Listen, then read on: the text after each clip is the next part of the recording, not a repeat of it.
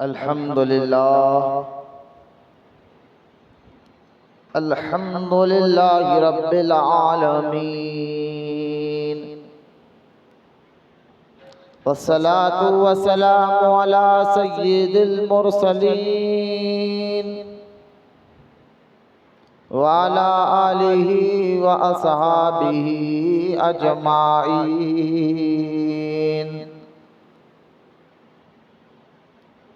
अम्मा बाद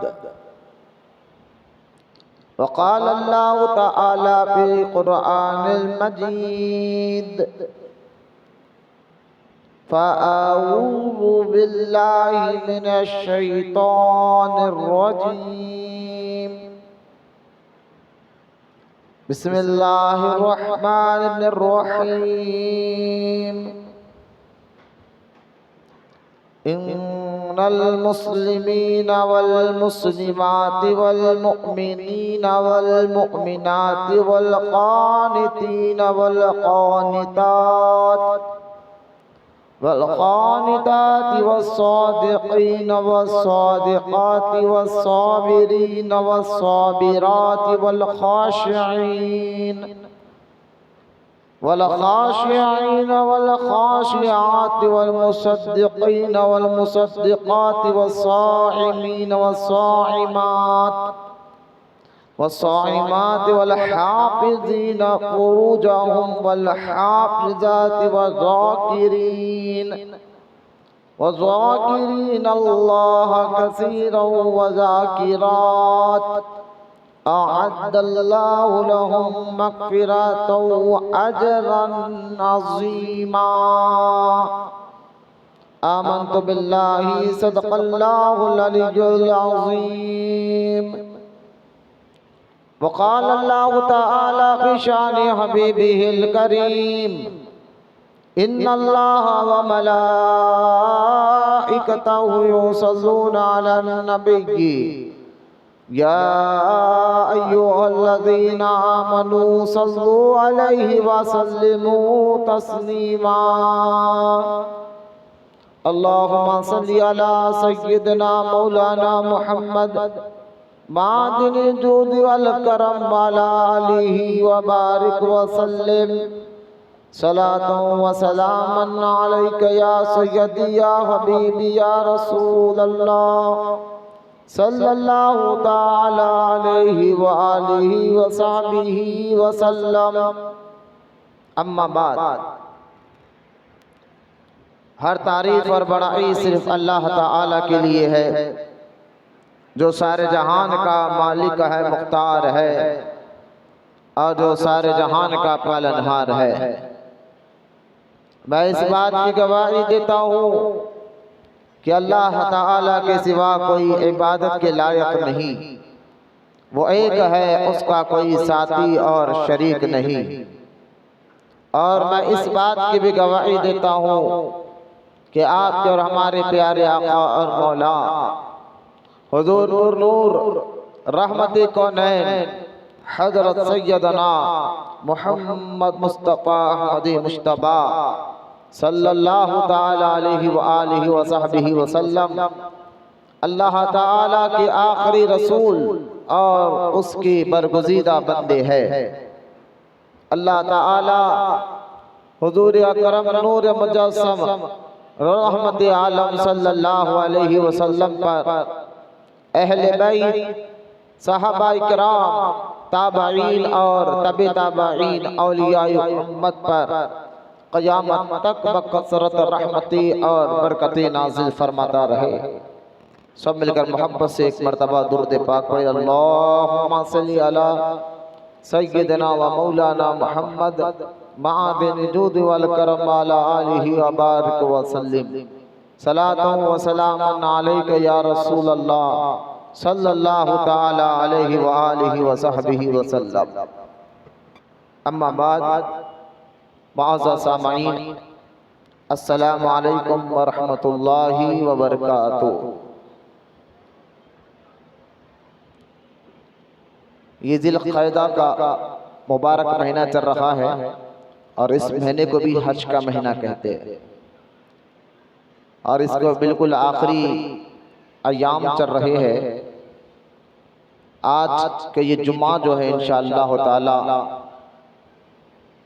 जो मौजू मैंने लिया है वो ये है कि इस्लाम में औरतों का मुकाम क्या है, क्योंकि इसकी बहुत बड़ी वजूहात है। मैं इंशाअल्लाह इस मौजू को रखने के, इस टॉपिक को रखने के जो हर मुसलमान को जानना और समझना ज़रूरी है।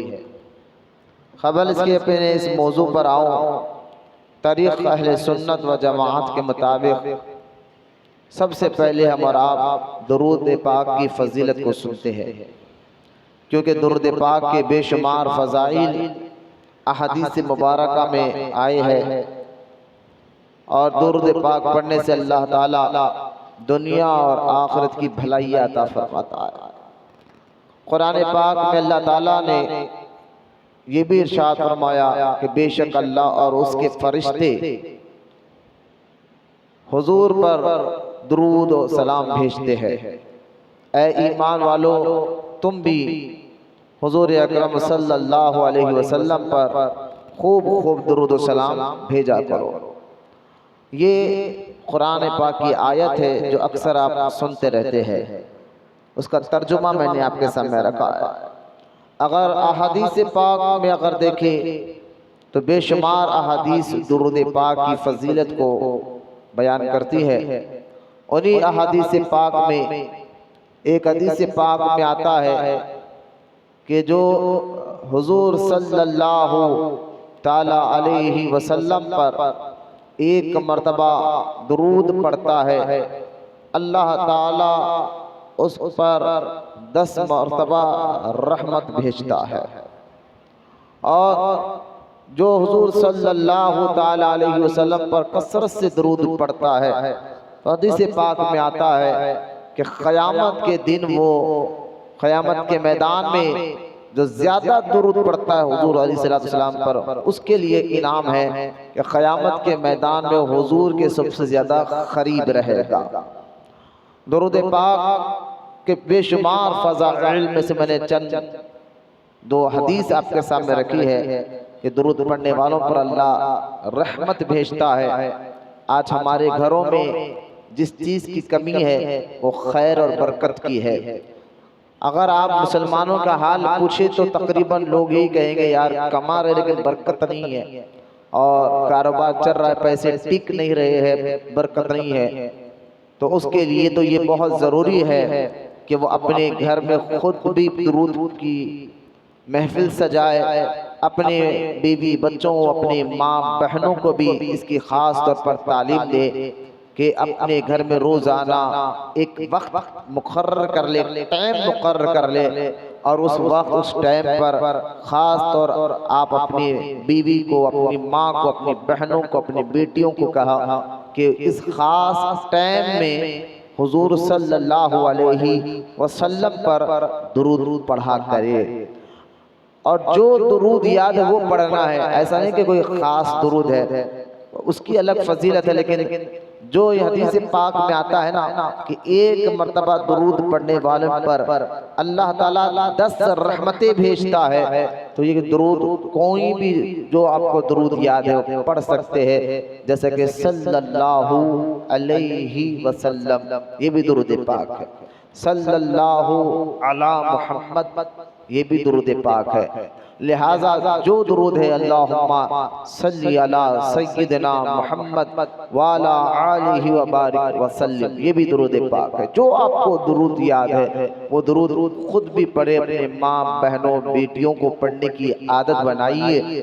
आज जो घरों में जो खैर और बरकत का जो प्रॉब्लम चल रहा है, यकीन जानिए अगर हमारे घरों में दुरूद पाक की कसरत हो जाए, वक्त निकाल कर रोजाना आधा घंटा ही क्यों नहीं, दिन भर में 1 घंटे के नहीं आधा घंटा ही क्यों नहीं, अगर हम दुरूद पढ़ने लग जाए तो अंदाजा करे जो हदीस पाक में आता है कि एक मर्तबा दुरूद पढ़ो तो अल्लाह 10 रहमतें नाजिल फरमाता है पढ़ने वाले पर। तो जो पढ़ने वाले में माँ बहनें घर के अफराद मिलकर दुरूद पढ़ रहे हो तो यकीनन उसे घर में अल्लाह रहमत भेजता है। और जिस घर में अल्लाह ताला की एक रहमत भी उतर जाए, उस घर से अल्लाह बलाओं को उठा लेता है, परेशानियों को ख़त्म कर देता है। अल्लाह ताला की रहमत थोड़ा आप सोचिए कि जिस घर में आ जाए अल्लाह अपनी रहमत जिस घर में भेज दे तो उस घर में कभी बला नहीं आ सकती, उस घर में जो है फिर खैर और बरकत के दरवाजे खोल लेते हैं। तो ये आसान सा वजीफा है दुरूद पाक, अगर हम इसकी आदत बना ले तो आज के इस दौर में जाली आमिल फेक बाबाओं से भी हमारी जो है ना जान बच सकती है, हमारा माल बच सकता है, हमारा पैसा बच सकता है। जो हम जो है इस मसले को लेकर जाते हैं कि हजरत घर में खैर नहीं है, बरकत नहीं है, परेशानियां है, तो ठगने वाले तरह तरह से चारों तरफ से घेरे हुए हमारे माल को लूटना चाहते हैं। वो हमें परेशान कर देते कि यार तुम्हारे घर में तो बहुत बड़ी जिन है, तुम्हारे घर में तो फलां ने जादू कर दिया है, तुम्हारे घर पे ऊपर तो फलां ने बदनगाही कर दी है। तो इस तरह की बातें कर पहले तो आपको डराएंगे, फिर उसके बाद कहेंगे हम इसका इलाज के नाम पर हजारों लाखों रुपए लोग देकर फिर अपना जो है वक्त भी बर्बाद कर लेते हैं, अपनी दौलत और पैसा जो इतनी मेहनत मशक्कत से हम कमाते हैं उसको भी वो लूट लेते हैं। तो लिहाजा ये ज्यादातर मैं समझता हूँ तजुर्बा है लोगों से, मेरा उठना बैठना मेल जोल बहुत ज्यादा है, तो मुझे अक्सर लोग कहते हैं कि मौलाना हमारे घर में खैर और बरकत नहीं है। तो खैर और बरकत के लिए एक बहुत बेहतरीन वजीफा दुरूद पाक है। आप इसकी सिर्फ बयान के तक ना सुने, इसको आप ये ठान लिए, समझ ले, नियत कर ले कि इंशाअल्लाह मैं अपने खुद भी पढ़ूंगा और घर में जाकर भी अपने माँ बहनों बेटियों बीवी को ये बात बताऊंगा, ताकि वो दुरूद पढ़ने से जब उनको ये पता चल जाए ना हमारे माँ बहनों बेटियों को दुरूद पढ़ने से घर में बरकत आती है, तो यकीन जाने फिर आप इतना बोलकर छोड़ दे। वो तो चाहती कि हमारे घर में खैर और बरकत आए, तो फिर उनको रोज बोलने की जरूरत नहीं पड़ती, और आदत बना लेते दुरूद पढ़ने पाक की। लिहाजा दुरूद पाक के बेशुमार फजाइल है। हदीस पाक में जो मैंने सुनाया है 10 रहमत अल्लाह भेजता है दुरूद पढ़ने वाले पर, तो यकीनन जहाँ बैठकर वो पढ़ रहा है, वो घर हो, मकान हो, दुकान हो, तो वहाँ पर भी अल्लाह का रहमत उतरती है। लिहाजा खुदा के वास्ते इस बात को समझे, खुद भी अमल करे, अपने घर वालों पर भी इस बात पर अमल करने लगा है कि वो ज्यादा से ज्यादा हमारे और प्यारे आका रहमते कौनैन सल्लल्लाहु अलैहि वसल्लम की बारगाह अक़दस में दुरूद पढ़ने वाले बने। अल्लाह हम तमाम को कहने सुनने से ज्यादा अमल की तौफीक अता फरमाए। आइए मोहब्बत और अकीदत के साथ हम सब एक मर्तबा प्यारे आका करीम रहमते कौनैन सल्लल्लाहु अलैहि वसल्लम की बारगाह अक़दस में दुरूद पाक का नजराना पेश करें। खामोश कोई ना रहे, दुरूद इतनी आवाज से पढ़े कम से कम अपने खुद के कान को सुन ले आए। दुरूद हो, नमाज हो, आप या कुरान पढ़ रहे हो या नफिल नमाज पढ़ रहे हो, सुन्नत नमाज पढ़ रहे हो, कोई भी वजीफा अगर आप पढ़ रहे हो तो ये मसला याद रखें कि इतनी आवाज से पढ़ना है कि खुद के कान को सुने आए। सिर्फ होठ हिलाने से ना फिर वो नमाज कबूल होती है, ना इतनी धीमी आवाज से अगर कोई पढ़ रहा है नमाज कि खुद के कान को भी सुने नहीं आ रहा, चाहे वो नमाज पढ़ रहा हो, कुरान पढ़ रहा हो, अल्लाह का जिक्र कर रहा हो, दुरूद पढ़ रहा हो, तो फिर वो अल्लाह की बारगाह में कबूल नहीं, क्योंकि इतनी आवाज से पढ़ना जरूरी है कि खुद के कान को सुने आ जाए। तो वही दुरूद, वही नमाज, वही इबादतें अल्लाह अपनी बारगाह में कबूल फरमाता है। लिहाजा मोहब्बत और अकीदत के साथ खामोश कोई ना रहे, कम से कम इतनी आवाज से पढ़ कर खुद के कान को सुने आ जाए। पढ़िए अल्लाहुम्मा सल्ली अला सय्यिदना व मौलाना मुहम्मद व अला आलिहि व सहबिही अफदल सलावातिका व अददा मालूमातिका व बारिक व सल्लिम सलातो व सलामन अलैका या रसूल अल्लाह सल्लल्लाहु तआला अलैहि व आलिहि व सहबिही व सल्लम। अम्मा बाद, थोड़ी बेचैनी खत्म करिए, बिल्कुल इत्मीनान के साथ बैठे। अगर किसी को कोई काम है तो उठकर जा सकता है, कि तकरीर है, तकरीर के टाइम इधर उधर देखना, बेचैन बेचैन रहना चेहरे से, ये अच्छी बात नहीं है, क्योंकि ये कुरान की बेहुरमती है। जहाँ कुरान हदीस की बात बताई जाए तो मुसलमान को चाहिए अदब के साथ सुने, ताकि वो कुरान की बातें हमारे दिल दिमाग में उतर जाए। ये अदब तकरीर का नहीं है, ये अदब अल्लाह के कलाम कुरान पाक का है। आज जो फितनों का दौर चल रहा है, आज का जो ये मेरा मौजू, आज का जो मेरा टॉपिक है, यानी हज का महीना चल रहा है, आने वाला दिन हज शुरू हो जाएगा, लेकिन हज के फजाइल से ज़्यादा ज़रूरी हो गया है कि आज कुछ बातें आपके सामने बताया जाए। आज नए नए तरीके से इस्लाम पर हमला किया जा, जैसा दौर तरक्की कर रहे हैं, टेक्नोलॉजी तरक्की कर रहा है, फिर लोगों की जहनियत को ख़राब करने के लिए ख़ास तौर पर मुसलमान की जहन को, दिल दिमाग में से इस्लाम की, कुरान की, हुजूर की मोहब्बत को निकालने के लिए बहुत नए नए तरीके से हमला हो रहा है। तो मैं सबसे पहले ये कह देना चाहता हूँ, ये कुरान, इस्लाम, ये क़यामत तक बाकी रहने वाली चीज़ है। क्यों? वजह क्या है? वजह इसलिए कि ये अल्लाह ताला ने अपने ज़िम्मे करम पर ये फैसला लिया है कि कुरान क़यामत तक रहेगा। तो आज जो फितनों का दौर चल रहा है, उन फितनों के दौर में अभी मध्य प्रदेश की एक बात है, जो एक आदमी मुर्तद है, जिसका नाम पहले समीर था, अब वो बाद में उसको वो मुर्तद हो चुका है, इस्लाम से दूर हो गया है। तो माज़अल्लाह उसने एक वीडियो अपलोड कर दी यूट्यूब पर, जानबूझकर चाहे, क्योंकि वो मैं समझता हूँ कि वो अपने आप को लोगों के सामने लाना चाहता था, यानी अपने नाम कमाने के लिए। लोग कुछ दिन के लिए जेल की, यानी अपना नाम कमाने के लिए कुछ ऐसे नौजवान आपको सड़कों में मिल जाएंगे, अगर 1, 2 दिन, 8 दिन जेल में भी जाना पड़े तो वो जाने के लिए तैयार है, लेकिन नाम हो जाए, चाहे किसी तरीके से नाम हो जाए। तो अपना नाम कमाने के लिए इस मुर्तद आदमी ने, मुर्तद कहते किसको है? जो पहले मुसलमान था, बाद में वो इस्लाम छोड़ चुका, उसको मुर्तद कहते हैं। तो ये मुर्तद हो गया, पहले मुसलमान था, बाद में इसने इस्लाम को छोड़ दिया। इस मुर्तद आदमी ने क्या किया? एक वीडियो 3-4 दिन पहले अपलोड कर दिया सोशल मीडिया पर, जिसमें माज़अल्लाह उस आदमी ने कुरान पाक पर पैर रखकर कहा कि मुसलमानों, तुम तो कहते हो कि अल्लाह कुरान की हिफाजत करता है, ये देखो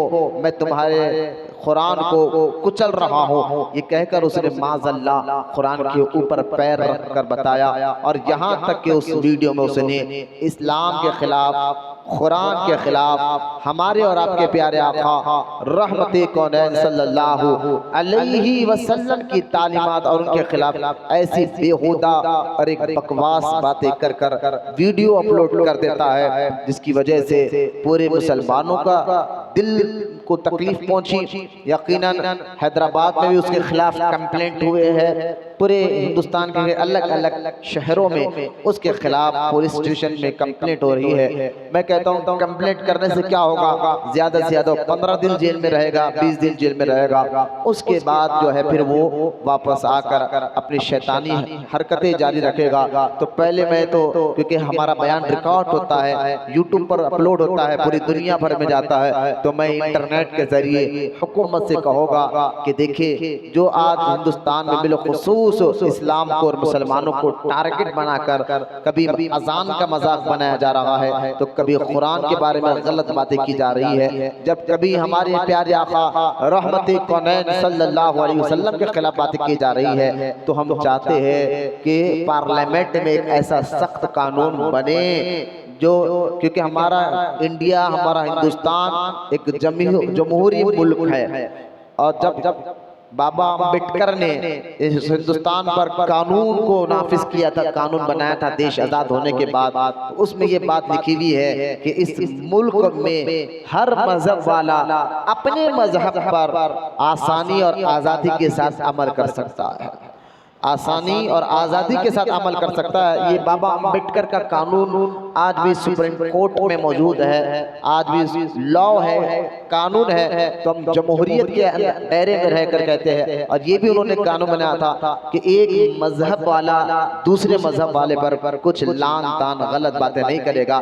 आज देख ले, ये तो कानून में है, इंडिया लॉ में भी है, इंडियन कानून में भी है, लेकिन हमारे प्यारे नबी सल्लल्लाहु अलैहि वसल्लम ने भी इरशाद फरमाया कि तुम किसी दूसरे मजहब को बुरा मत बोलो, गलत मत बोलो, उनको लान तान, उनके मजहब को गाली मत दो, उनके जो है इबादत गुजार देवी देवताओं को गाली मत दो। अगर तुम ऐसा करोगे तो फिर वो पलट कर तुम्हें बुरा बोलेंगे, तुम्हारे दीन को बुरा बोलेंगे, और हो सकता कुरान और रब को भी बुरा बोलेंगे। अल्हम्दुलिल्लाह मुसलमान हमारे नबी की इस हदीस पर मुकम्मल अमल करते हुए, आप देखें मुसलमान अमन को पसंद करता है, पीस को पसंद करता है। वो मुसलमान जो है है वो कभी माज़अल्लाह किसी और मजहब के ऊपर उंगली नहीं उठाता, उनको बुरा नहीं बोलता, ना उनके देवी देवताओं को बुरा बोलता है, क्योंकि ये हमारे नबी की तालीम ही नहीं है, हमारे आका की तालीम ही नहीं है। तो हम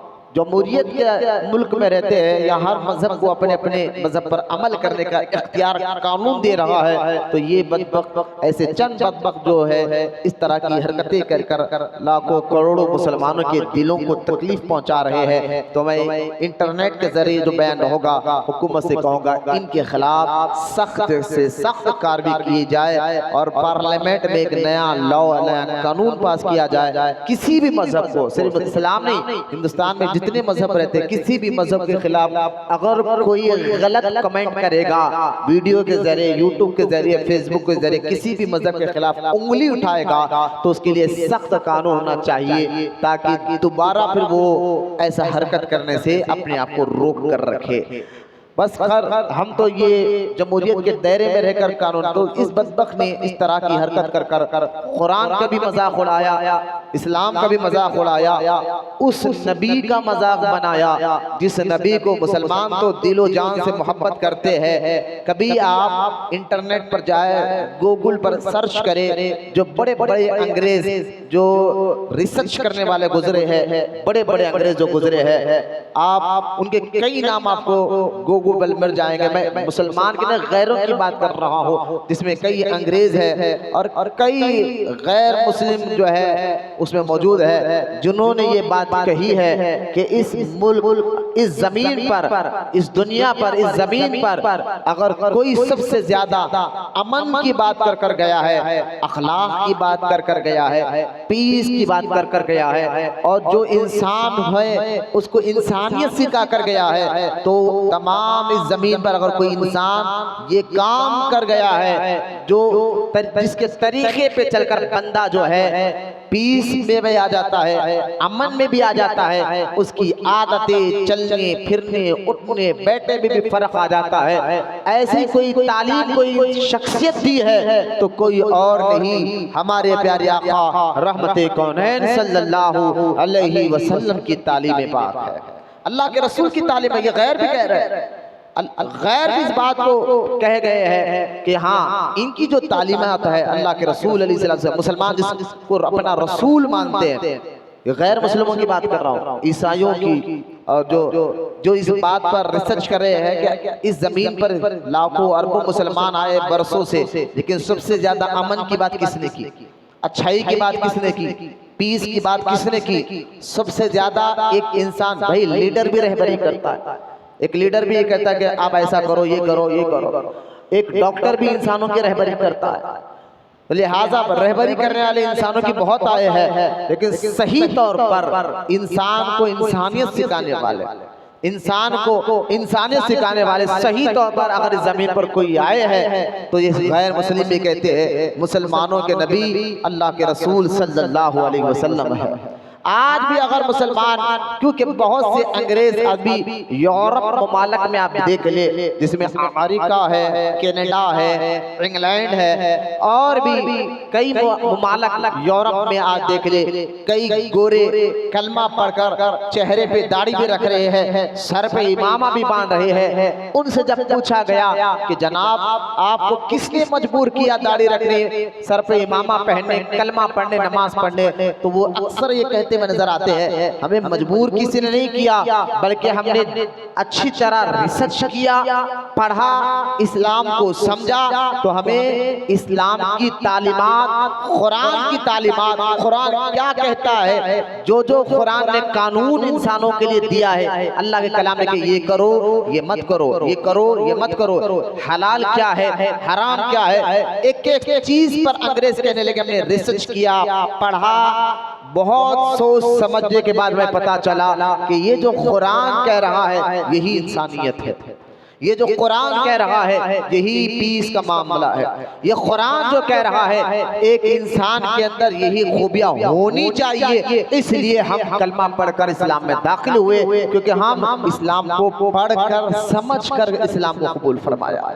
तो अगर जिसके अंदर इंसाफ हो, एक इंसान के अंदर जो एक बंदा है उसको अदल पसंद बंदा, जो किसी मजहब का हो लेकिन उसके अंदर इंसाफ की आदत है, यानी एक इंसान है तो किसी भी मजहब का, चाहे मुसलमान हो गैर मुसलमान हो, लेकिन उसके अंदर एक फितरत है, उसकी आदत क्या है, वो सच को पसंद करता है, इंसाफ को पसंद करता है, सच को पसंद करता है। तो जितने लोग आप देख ले जो सच को पसंद करते हैं, इंसाफ को पसंद करते हैं, उनके सामने कुरान और हदीस की तालीमात बताए तो कहते हैं हाँ यही वो तालीमात है जिसके जरिए बंदे के अंदर अमन और सुकून भी आ सकता है और बंदा असल परमात्मा जो इसने दुनिया बनाई है, कायनात बनाई है, उस तक पहुंच सकता है। तो इसलिए आप देख ले गैर मुस्लिम भी जो है कई अंग्रेज भी कलमा पढ़ रहे हैं, उसकी वजह क्या है, कुरान हदीस की तालीमात।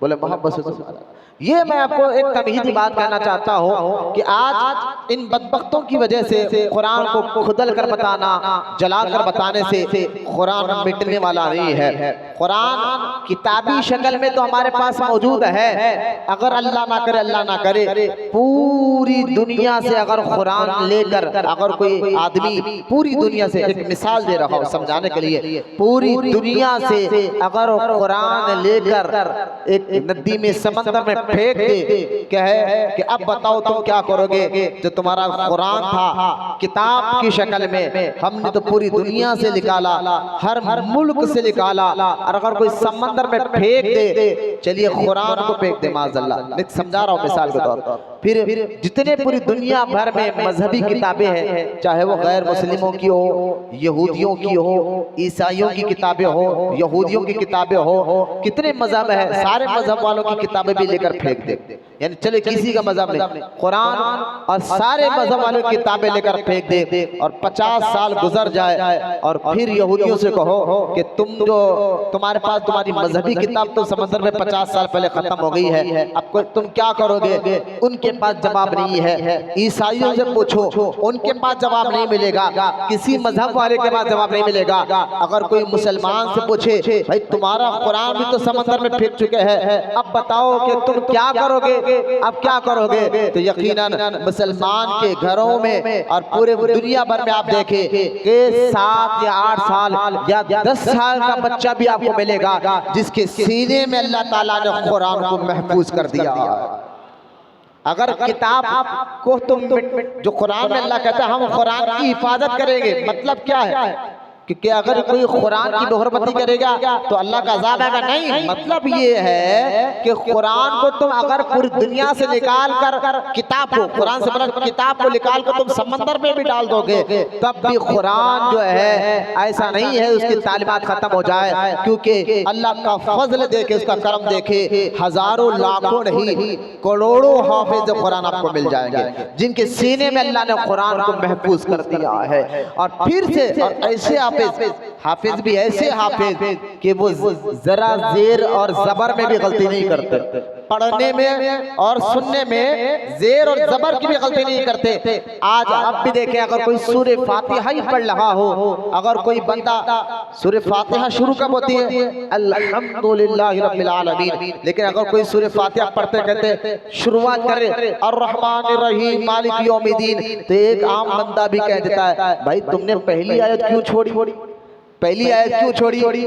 यानी जब एक आम आदमी को कुरान के एक एक फर्ज याद है, उसके लफ्ज याद है, तो हाफिज कुरान जिसको पूरा कुरान याद है वो जेर जबर भी याद करता है। तो इनके जलाने से, इनके माज़अल्लाह कुरान पाक की बेहुरमती करने से कुछ होने वाला नहीं है। कुरान क़यामत तक रहेगा, क्योंकि ये मेरे और आपके रब का वादा है और अल्लाह का वादा कभी गलत नहीं हो सकता। अल्लाह पाक ने कह दिया कि मैं इसकी हिफाजत करूंगा, तो आप कोई माँ का लाल इसको मिटा नहीं सकता। कुरान क़यामत तक रहेगा और हुजूर का अल्लाह व इस्लाम भी क़यामत तक रहेगा। तो एक तो ये जवाब आपको देना था। दूसरा जवाब, इंटरनेट के जरिए जो बदबख्त ने गुस्ताखी की है, इसलिए मैंने ये थोड़ी सी बात आपके सामने रख दी है। हालांकि मेरा आज का मौजू है इस्लाम में औरतों का मुकाम क्या है। ये मौजू मैंने क्यों लिया इसको समझाने पहले एक दूसरी बात मैं आपको ये कहना चाहता हूँ कि कुरान पाक की बेहुरमती यकीनन एक सच्चा मुसलमान बर्दाश्त नहीं कर सकता। लेकिन मैं कहता हूँ कुछ घर ऐसे मुसलमानों के, मैं गैरों की बात नहीं कर रहा, मुसलमानों की बात कर रहा हूँ, कुछ घर मुसलमानों के ऐसे हैं जहां कुरान पाक की इज्जत और बेहुरमती हो रही है। तो मैं कहता हूं कुरान यकीनन रब का कलाम है। आप लोग कुरान का अदब करने वाले बने, पहले अपने घरों में उसका ख्याल रखें। आप कहेंगे मौलाना हमारे घर में हम तो कुरान को अच्छा उठा कर सजा कर ऊपर तबक में रखते हैं, हम तो जिस तरफ कुरान है उस तरफ पैर भी नहीं करते।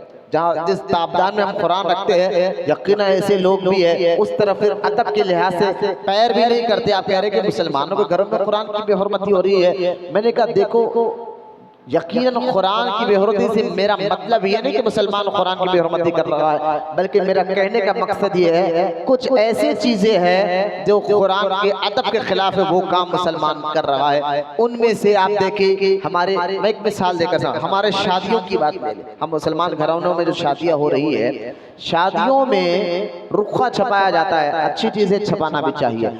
रुखे के ऊपर हम कुरान की आयत बिस्मिल्लाह शरीफ लिख देते हैं, ठीक है।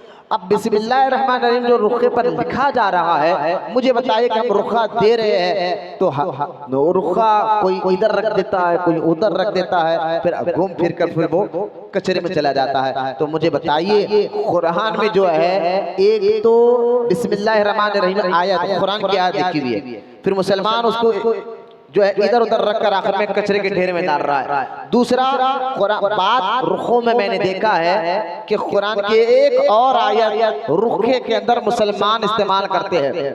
कुरान की एक और आयत वो है नहमदुहु नुसल्ली अलैहि, नहमदुहु नुसल्ली अलैहि। ये आयत पाक नहमदुहु यानी तारीफ अल्लाह की, लेकिन अच्छी है। देखो कुरान के अंदर वो भी लिख देते हैं कि तमाम तारीफ अल्लाह के लिए, यकीनन लिखा, लेकिन फिर उसका अदब क्या है। आज किस तरह कुरान पाक की बेहुरमती हो रही है। एक याद रखे, बगैर तहारत नहीं, बगैर वजू के कुरान को छूना हराम है। ये तो आपको मसला सबको जानते हैं, तहारत की बात नहीं कर रहा हूँ, बगैर वजू की, बगैर वजू के हम कुरान को छूना नहीं चाहते। अगर मुझे बताइए एक बंदा आपको रुखा ला कर दे रहा है, उस पर कुरान की आयत बिस्मिल्लाह लिखा हुआ है, तो बंदा रुखा छीन रहा है। यानी कि सुबह सुबह का मामला है, कभी कभी तहरत रहती है, कभी वजू नहीं रहता, लेकिन ऐसा मामला हमारे घरों में हो रहा है कि हम रुखे को हाथ में ले जिसमें बिस्मिल्लाह कुरान लिखा हुआ है। ऐसा नहीं अगर कोई हमको रुखा ला कर दे तो कि ठहरो भाई थोड़ा मैं वजू कर लेता हूँ, ऐसा तो आपने कभी सुना न समझा होगा, क्योंकि ऐसा होना भी चाहिए। अगर वजू ना हो तो मैं कहता हूँ कुरान का अदब करो, उसको वजू से इसलिए छीयो रुखे को कि उस पर अल्लाह का कलाम लिखा हुआ है।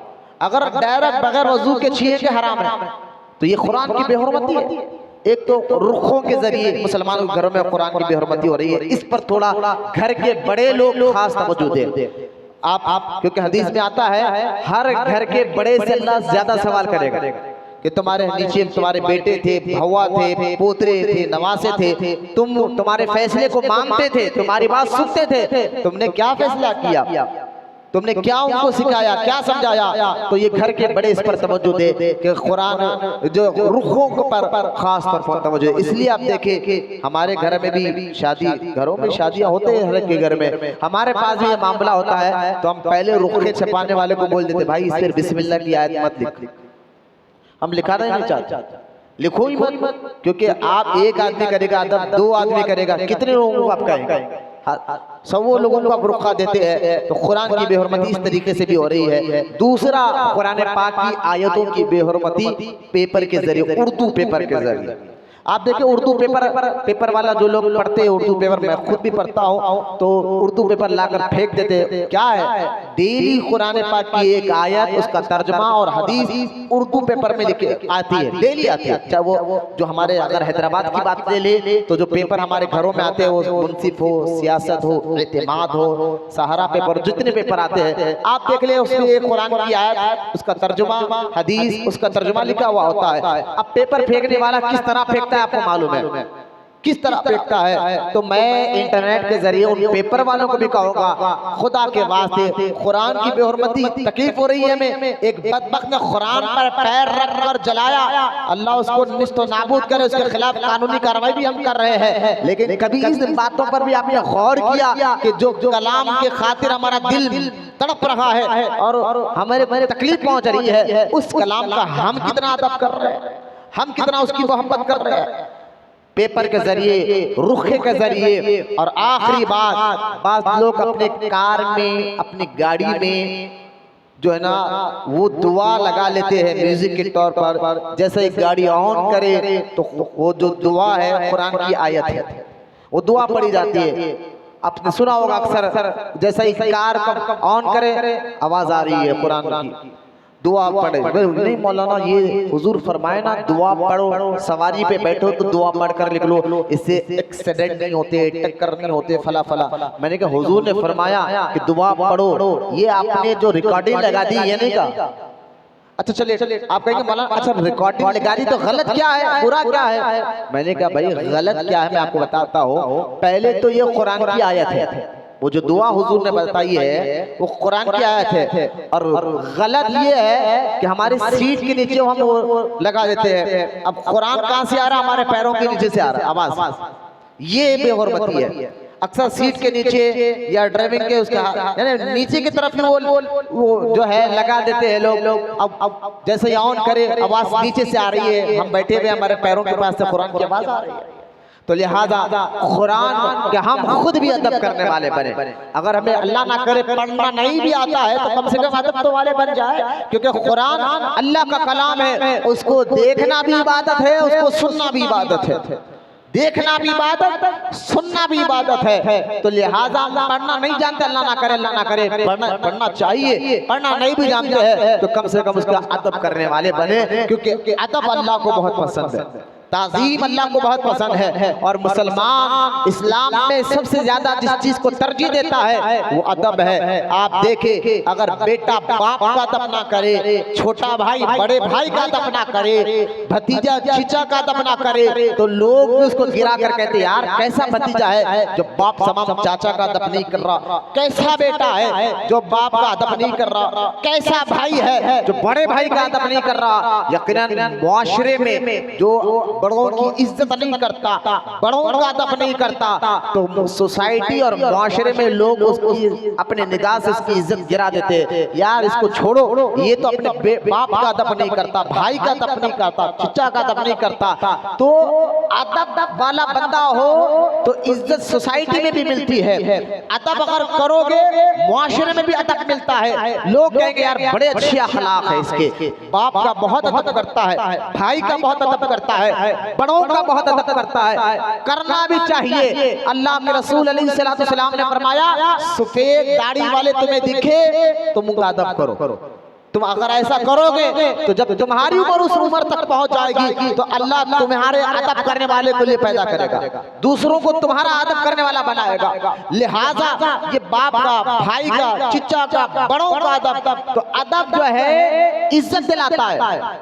लोगों में मुआशरे में अदब करने वाले को लोग इज्जत की निगाह से देखते हैं, मोहब्बत की नजर से देखते हैं। वहीं अदब ना हो तो सब लोग इज्जत निकाल देते हैं, यार छोड़ो इसको, तो इज्जत खत्म हो जाती है। खानदान में इज्जत, दोस्तों में इज्जत, सोसाइटी में, मोहल्ले में, पड़ोसों में इज्जत खत्म हो जाती है। तो अदब जितना करोगे उतना इज्जत बढ़ेगी। मुझे बताना समझाना ये चाह रहा हो, अगर आप बड़ों का अदब करें तो अल्लाह इतनी इज्जत दे देता है कि लोग बड़े तारीफ करने वाले बन जाते हैं। तो मुझे बताइए, अगर आप अल्लाह के कुरान का अदब करने वाले बन जाए, अल्लाह के कलाम का अदब करने वाले बन जाए, तो यकीनन यहाँ इंसान तो तारीफ करेंगे और क़यामत में फरिश्ते भी आपकी तारीफ करेंगे। ये वो है जो अल्लाह के कलाम की इज्जत करता था, फरिश्ते भी आपके अदब करने वाले बनेंगे।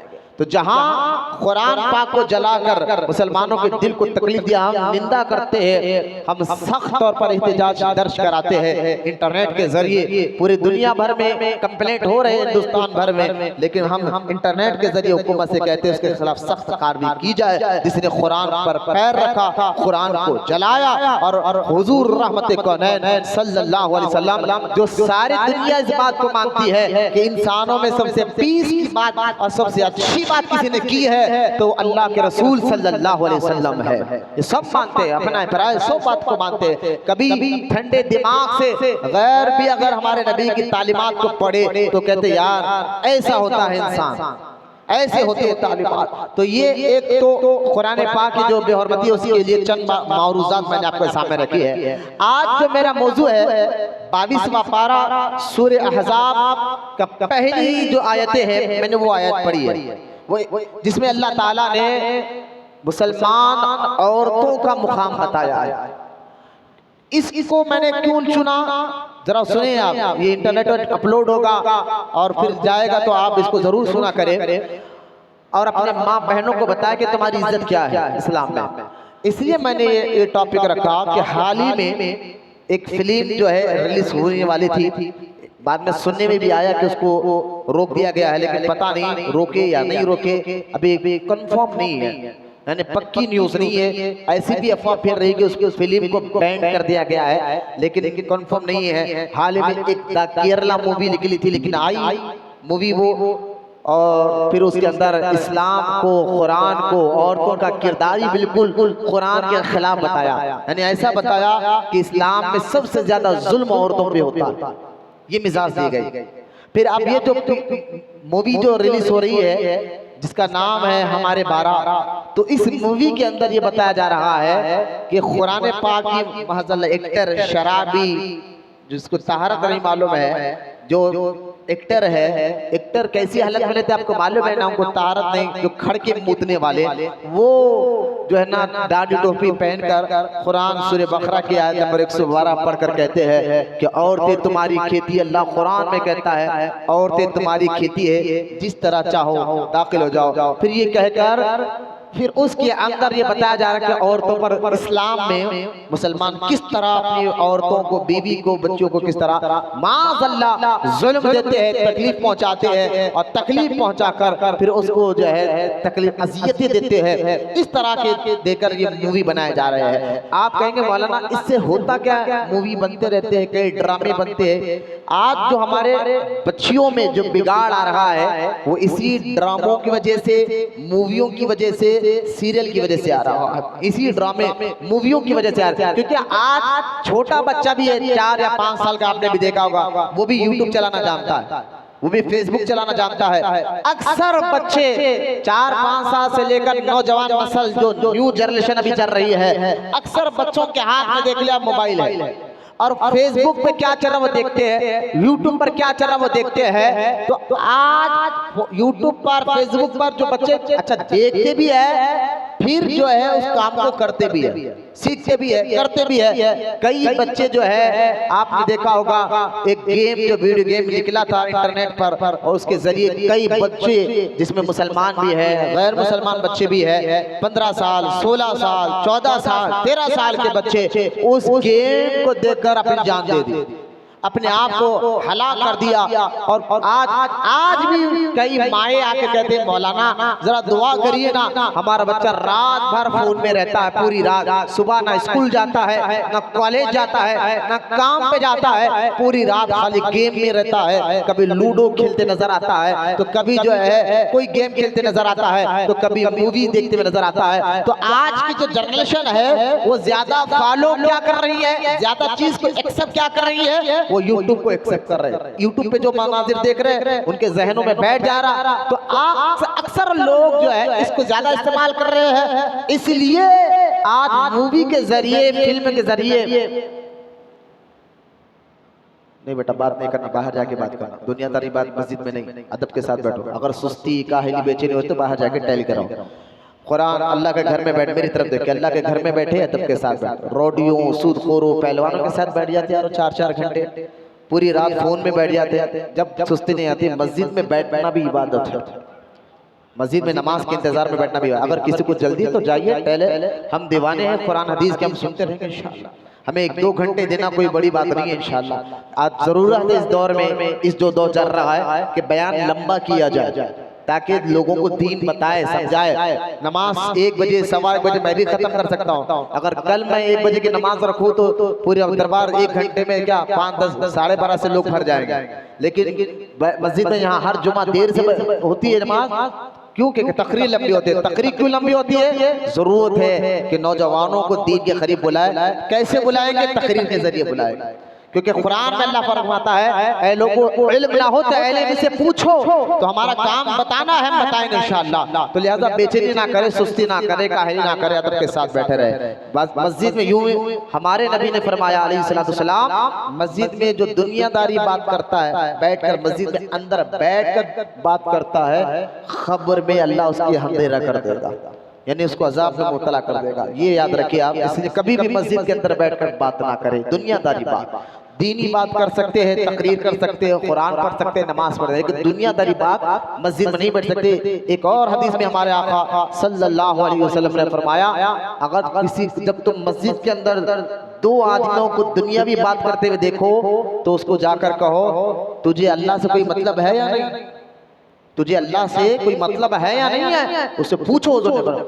अगर वो कहे कि मुझे अल्लाह से कोई मुसलमान ऐसा बोल ही नहीं सकता कि हमें अल्लाह से मतलब नहीं है, लेकिन ये डांट रहे हो हुजूर, समझा रहे हो हुजूर कि किसके जहाँ बैठा है, कहाँ बैठा है, किसके घर में बैठा है, इतना तो ख्याल रहना चाहिए। कभी हम कमिश्नर के सामने बैठे तो ऐसी हरकत नहीं करते। कमिश्नर तो बहुत दूर की बात है, एरिया इंस्पेक्टर के सामने हमारी मजाल नहीं होती बात करने, सर्कल के सामने, एसआई के सामने, वहाँ तो जी जी जी हु कर रहे हैं। और अल्लाह के घर में जो सारी कायनात का बादशाह है, वहाँ अदब कहाँ जाता? इन बातों को समझे। डांटना बोलना मकसद नहीं है, समझाना मकसद है। आपको बोलने से ना मेरे खून में इजाफा होता, ना गोश्त में, ना हड्डी में, लेकिन बताना मकसद ये है कि ये मेंबर दिया ही जाता है कि यहाँ बैठकर हक बताया जाए, इसलिए बताना मकसद होता है। तो आज इस पुरफितन दौर में तरह तरीके से इस्लाम को बदनाम करने के लिए अब नया शोषण निकाल दिया, बिल्कुल इत्मीनान से बैठे, नया शोषण निकाल दिया कि भाई कुरान मूवी के जरिए के इस्लाम में औरतों पर जुल्म होता है। और आज देखे बहुत से लोग, कई बच्चियां जो कॉलेज में, यूनिवर्सिटी में पढ़ रहे हैं, गैर मुस्लिमों के साथ जाकर मुंह काला कर रहे हैं, उनके पीछे किसने काम किया? ये ऐसे मूवी या ड्रामे या सीरियल। बहुत से ऐसे घरों में आज देखा, आपने देखा या सुना होगा, हमारे घरों में खुद इस्लामी बहनें, मुसलमान औरतें एक सीरियल जिसको पाकिस्तानी सीरियल कहते हैं, बहुत देख रहे हैं पाकिस्तानी सीरियल। और किसी मर्द की मजाल नहीं, इल्ला माशाअल्लाह। मर्द घर का हाकिम होता है, लेकिन वो बाहर आकर अपना गुस्सा, हर मर्द की बात नहीं कर रहा, लेकिन हो रहा है ऐसा, बाहर आकर अपना गुस्सा काम वाले पर निकाल सकता, अपना गुस्सा मस्जिद के इमाम पर निकाल सकता, अपना गुस्सा मस्जिद के मौज़िन पर निकालेगा, लेकिन हिम्मत है इसको अपनी बीवी पर बात करने की, हिम्मत है इसको अपनी बेटी को समझाने की। आज ये हाल हमारे घरों का हो चुका है। मैं हर मर्द की बात नहीं करूं, लेकिन अक्सर आपने सुना देखा होगा, ये हाल हो गया। हिम्मत नहीं है अपने बीवी को समझाए, क्योंकि पाकिस्तानी सीरियलों में अक्सर मैंने सुना है कि एक औरत एक आदमी से शादी करती, फिर उसको छोड़कर दूसरे से शादी करती, फिर उसको छोड़कर तीसरी शादी करती। एक तो ये दिखाया जा रहा है पाकिस्तानी सीरियल।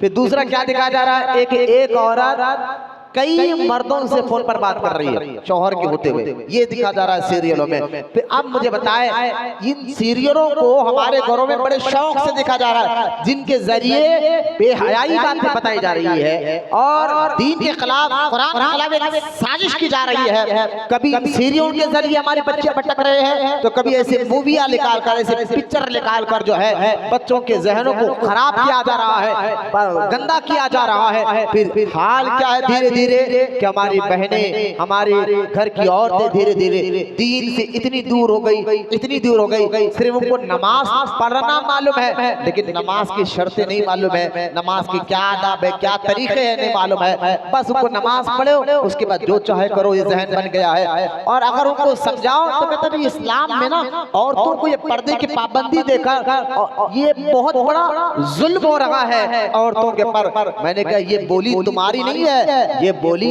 एक्टरों की है जो तुम्हारे जहन में बिठाया जा रहा है। ये बोली इन फिल्म स्टारों की है जो तुम्हें बता रहे कि तुम औरत है तो क्या हुआ, खाने से खाना मिलाकर चलो, आजाद रहकर जियो, आजाद रहकर जियो। अरे भाई यूरोप ने भी इसी बात को लेकर, अब यकीन जाने यूरोप ने इसी बात को लेकर, यूरोप से मुराद जितने अंग्रेजी मुल्क है, कभी आप सुनो यूरोप ने इसी बात को कि औरत भी आजाद रहना चाहिए, आजादी का ख्याल देते हुए औरतों को इतना बेहयाई कर दिया कि आज यूरोप में औरतें जो है ना कपड़े नहीं पहनती, इस तरह नंगी नजर आती है। और हाल तो ये है कि कई ममालक, यूरोप ममालक में परसेंट के हिसाब से बात बता रहा हूँ, 80% बच्चे जो है ना नाजायज पैदा होते हैं। क्यों?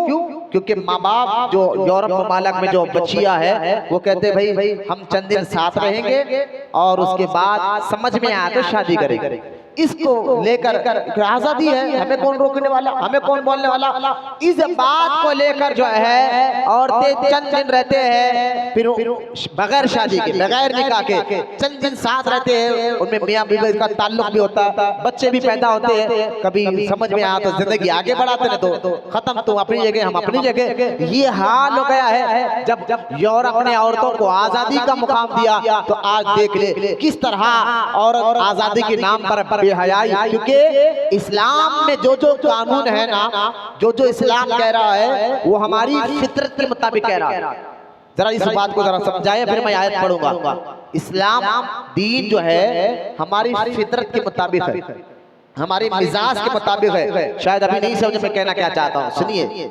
अगर इस्लाम आकर ये कहता, हुजूर आकर ये कहते खाना मत खाओ, पानी मत पियो, तो मुझे बताइए कोई इस्लाम कबूल करता? खाना मत खाओ, रोटी मत खाओ, पानी मत पियो, क्यों कोई कबूल नहीं करता? क्यों कबूल नहीं करता? इसलिए कि खाना खाना, पानी पीना ये हमारी फितरत में है, हमारी मिजाज में कुदरती तौर पर अल्लाह ने रखा है।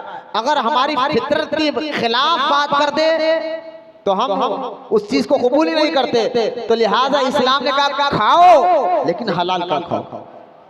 ये कहा इस्लाम, पियो, खाने को रोका नहीं, खाओ लेकिन हलाल का खाओ, पियो लेकिन हलाल का पियो, यानी पीने से बड़ा पानी, शरबत अगर पी रहे तो हलाल का। तो कहने का मकसद ये है इस्लाम जो जो कानून देता है इंसान की मिजाज और फितरत के मुताबिक देता है। क्या है? इंसान की मिजाज और फितरत के मुताबिक कानून इस्लाम का। बोलो ना सुभान अल्लाह। ये जो जो कानून बना गया है, अब उसी कानून में अल्लाह के रसूल अलैहिस्सलाम ने फरमाया हया और ईमान दोनों का आपस में ही जोड़ा है। हया, शर्म, हया हमारी फितरत में रखा गया। हया इस्लाम का एक ऐसा जुज है, हुजूर फरमाते ईमान और हया जिसके दिल दिमाग में आ जाए, हया तो हमारे अंदर रखी गई है, लेकिन हुजूर फरमाते अगर तुम्हारे अंदर से हया निकल गई तो ईमान भी निकल जाता है। तो हया जो है फितरती तौर पर हमारे अंदर रखी गई है। हया निकली तो आदमी बेहया हो जाता है, फिर रोड पर ठहर कर भी गाली देता है, रोड पर ठहर कर भी शराब पीता है, क्योंकि हया निकल गई। इंसान के अंदर जब हया निकल जाए तो फिर ऐसी हरकतें करता है, ट्रेनों में नाच कर बताता है, प्लेनों में नाच कर बताता है, फिर वो जो है ना बीच रोड पर नाच के बताता है, शराब पी कर बताता है, गैरों को छेड़ कर बताता है। आप ये कहेंगे यार इसके पास से हया निकल गई। और जिसके अंदर हया हो, हया होना चाहिए, जो ईमान का हिस्सा है, हया ईमान का हिस्सा, हुजूर ने फरमाया जिसके अंदर हया हो पर लोगों के सामने क्या अकेला भी बैठा हो तो वो अपने अंदर हया की वजह से गलत काम नहीं करता। अकेला भी बैठाओ, बंद कमरे में भी बैठाओ, हया उसके अंदर रहती है। यार मैं हया, मेरे तो शर्म है, मैं ऐसी हरकत नहीं कर सकता। तो हया जो है, हया के चादर को सबसे ज्यादा जो औरतों को जरूरत है आज आजादी के नाम पर, भाई इस्लाम में औरतों को बहुत कैद किया जाता है, आजाद रहो आजाद रहो। आजादी के नाम पर जो है औरतों से जो सबसे अहम चीज है वो हया, हया का पर्दा खींचना चाहते हैं। हया मर्द में भी होता है, हया औरत में भी होते हैं, लेकिन हया निकल जाए ईमान खत्म हो जाता है। हया की चादर को खींच निकाला जाए ईमान खत्म हो जाता है। तो आज जो हरकतें की जा रही है फिल्मों के जरिए और ड्रामों के जरिए, वो एक चीज पर अमल हो रहा है, हया निकालो, हया खत्म कर दो। और हया खत्म हो गई तो फिर औरत मेरा मेरा जैसा मेरी मर्जी जैसे नारे लगाते नजर आती है, लेकिन जिस औरत के अंदर हया हो फिर देखे फरिश्ते भी उसका अदब करते नजर आते हैं। तो हया जो है ये ईमान का हिस्सा है बाबा।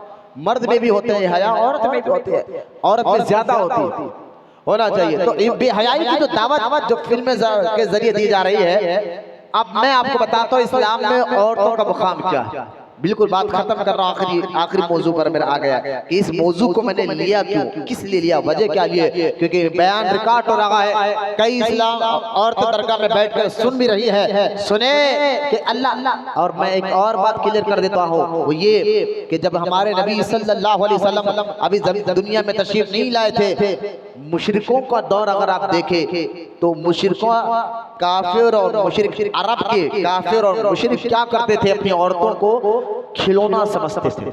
औरतों को अपने औरत की कोई इज्जत नहीं थी, कोई इज्जत नहीं थी। अगर औरत का शौहर मर जाए, पहले तो कोई इज्जत नहीं थी, उसके आने से पहले खाना ना खाए, उसके आने से पहले ये ना करे वो ना करे। फिर यहाँ तक के रूमी जो हुकूमत थी, जरा सुने आप, रूमी जो हुकूमत थी वो लोग औरतों को ऐसा खिलौना समझते थे। ये हुजूर के आने से पहले की बात है, इस्लाम आने से पहले की बात है। रूमी जो हुकूमत थी वो लोग ऐसा समझते थे कि अपनी औरतों को वो जब बाहर निकालते थे ना घर के बाहर, तो उनके दोनों हाथों में जंजीर होती थी, दोनों पैर में जंजीर होती थी, गले में जंजीर होती थी। इस तरह जंजीर बनकर निकालते थे औरतों को, हाथों में, पैरों में। आज जो औरत गले में जेवर पहन रही है, हाथों में चूड़ियां पहन रही है, पैर में पैजेब यानी चैन पहन रही है, यकीन जानिए ये दीन इस्लाम की है। मैं आपको इसकी वजह बता रहा हूं। पहले लोग रूमी हुकूमत औरतों को कहती थी, तो मर्दों को ये कानून बना था, जब मर्द अपनी औरत को घर से बाहर लेकर निकले तो जंजीर में जकड़ दो, हाथ पैर गले में जंजीर। लेकिन जब हमारे नबी ने इस मंजर को देखा, कहा ना ना ना, ये औरत को इस तरह जुल्म नहीं किया जा सकता। कहा हाथों की जंजीरों की वजह इस्लाम ने कहा हाथों में चूड़ियां पहनाओ, गले में जंजीर की वजह इस्लाम ने कहा गले में जेवर पहनाओ, पैर में जो है ना जंजीरों की वजह इस्लाम ने कहा पैरों में जेवर पहनाओ। तो आज जो औरतें हाथों में, गले में, पैरों में जेवर पहन रही है, ये दीन इस्लाम की है। बोले मोहम्मद सल्लल्लाहु अलैहि वसल्लम। हाँ ये सुनिए आप, ये कानून इस्लाम ने दिया है, यानी जंजीर की वजह जेवर। तो इस तरह का मामला था हुजूर के आने से पहले कि औरतों को इस तरह जुल्म। यहाँ तक के अरब के मुशरिकीन क्या करते थे, अगर शौहर का इंतकाल हो जाता तो बेटे क्या करते, उसके बेटे प्रॉपर्टी पे तो कब्जा कर लेते। यकीनन बाप का इंतकाल होगा तो प्रॉपर्टी पे बच्चों का हक होता है, तो उसकी प्रॉपर्टी पे कब्जा करते ही करते थे, लेकिन अपने बाप की बीवियों को भी अपने रखेल बना लेते थे। दीन था नहीं, इस्लाम था नहीं, तो अपने बाप की बीवियों को भी जो है अपने लौंडी बना लेते, अपने गुलाम बना लेते। ये गाली नहीं है, लौंडी का लफ्ज गाली भी नहीं है। सुनिए आप, ये लफ्ज जो है गुलाम को कहा जाता है। ये फारसी जुबान में, अरबी जुबान में लौंडी गुलाम को, नौकर को कहा जाता है। इस तरह हुजूर अलैहिस्सलाम से पहले अरब में कई ममालिक में, जिसमें अरब का ममालिक में कई, साउथ अफ्रीका भी आता है, कई ममालिक में औरतों को इस तरह बेटे इसके बाप के मरने, शौहर के मरने के बाद अपने प्रॉपर्टी का हिस्सा समझते थे। और कौड़ी के भाव में, क्योंकि जिस तरह आज बाजार लगते हैं ना हमारे जानवर के बाजार, जैसे बकरीद आ रही है, बकरों का बाजार लगता है, जानवरों का बाजार लगता है, बकरे बिकते हैं। पहले दौर में इंसानों का बाजार लगता था, और ताकतवर इंसान, नौजवान इंसान, जितना इंसान ताकतवर है उतना ज्यादा पैसों में बिकता था। जो आका उसको खरीद ले फिर वो अपने घर के काम के लिए रख लेता था, बस जो आका बोले वो काम उसको करना होता था। तो पहले दौर में इंसान बिकते थे, तो बास लोग क्या करते थे, बाजार में ले जाकर औरतों को बेच देते थे। औरतों को बाजार में अगर अल्लाह ना करे औरत अगर बेवा हो जाती तो इद्दत के नाम पर औरत को एक कमरे में बंद कर देते। ये इस्लाम आने से पहले की बात है। अब इस्लाम ने इसको क्या किया बता। एक औरत को जो है कमरे में बंद कर देते और 1 साल तक उसको उस कमरे से बाहर आने नहीं देते। कितने साल तक? एक साथ, वो भी छोटा सा कमरा, उसके अंदर उस औरत को बंद कर रहे थे। एक साल तक उस औरत को घर से, जिसका शौहर मर गया हो, जो औरत बेवा हो गई हो, उसको बाहर आना नहीं देते, उसको मनुष्य समझते थे, बाहर आना नहीं देते थे। और एक छोटे से कमरे में साल भर तक थोड़ा बहुत ग़िज़ा, ज्यादा भी नहीं, यानी 3 टाइम के ग़िज़ा हम खाते हैं ना, उसको 1 टाइम को ग़िज़ा दिया जाता। अगर साल भर के अंदर वो औरत जी जाती, बच जाती, तो फिर उसको बाहर निकाल कर उसको फिर दूसरे से बेच देते या कुछ और करते, वरना ज्यादातर तो औरतें अपनी जान दे देते थे। लिहाजा ये मामला, यानी बेवाओं को मन्नूस समझा जाता था, इतना मन्नूस कि उसको मोहल्ले में निकलने की इजाजत नहीं थी, इतना मन्नूस। और आज भी देखिए आपको ये मामला मिलेगा, कोई बेवा औरत दिख गई तो हम उसको दावत में नहीं बुलाते, आज भी ये मामले चल रहे हैं, उसको मन्नूस समझा जाता था। अब मैं आपको बताऊं, ये इस्लाम है जो बेवाओं की इज्जत को भी बढ़ाता है।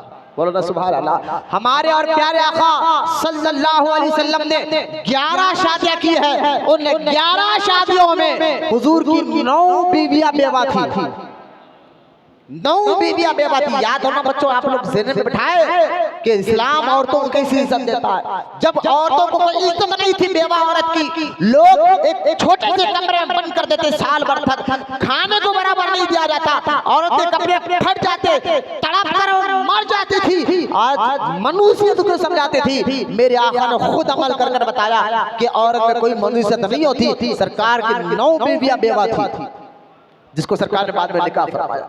हुजूर ने अमल कर बताया है, इस जो औरत को इज्जत मिली है, अगर सही इंसाफ की ऐनक से अगर इस्लाम पढ़ा जाए तो सब कहेंगे यार किसी मजहब ने औरत आजादी के नाम पर औरत के आंख से कपड़े खींच लिए, किसी मजहब ने आजादी के नाम पर मर्दों के सामने लाकर खड़ा कर दिया, किसी जो है किसी मजहब ने आजादी के नाम पर फला किया है, लेकिन असली इज्जत अगर किसी ने दी है औरत को तो वो इस्लाम ने दी है।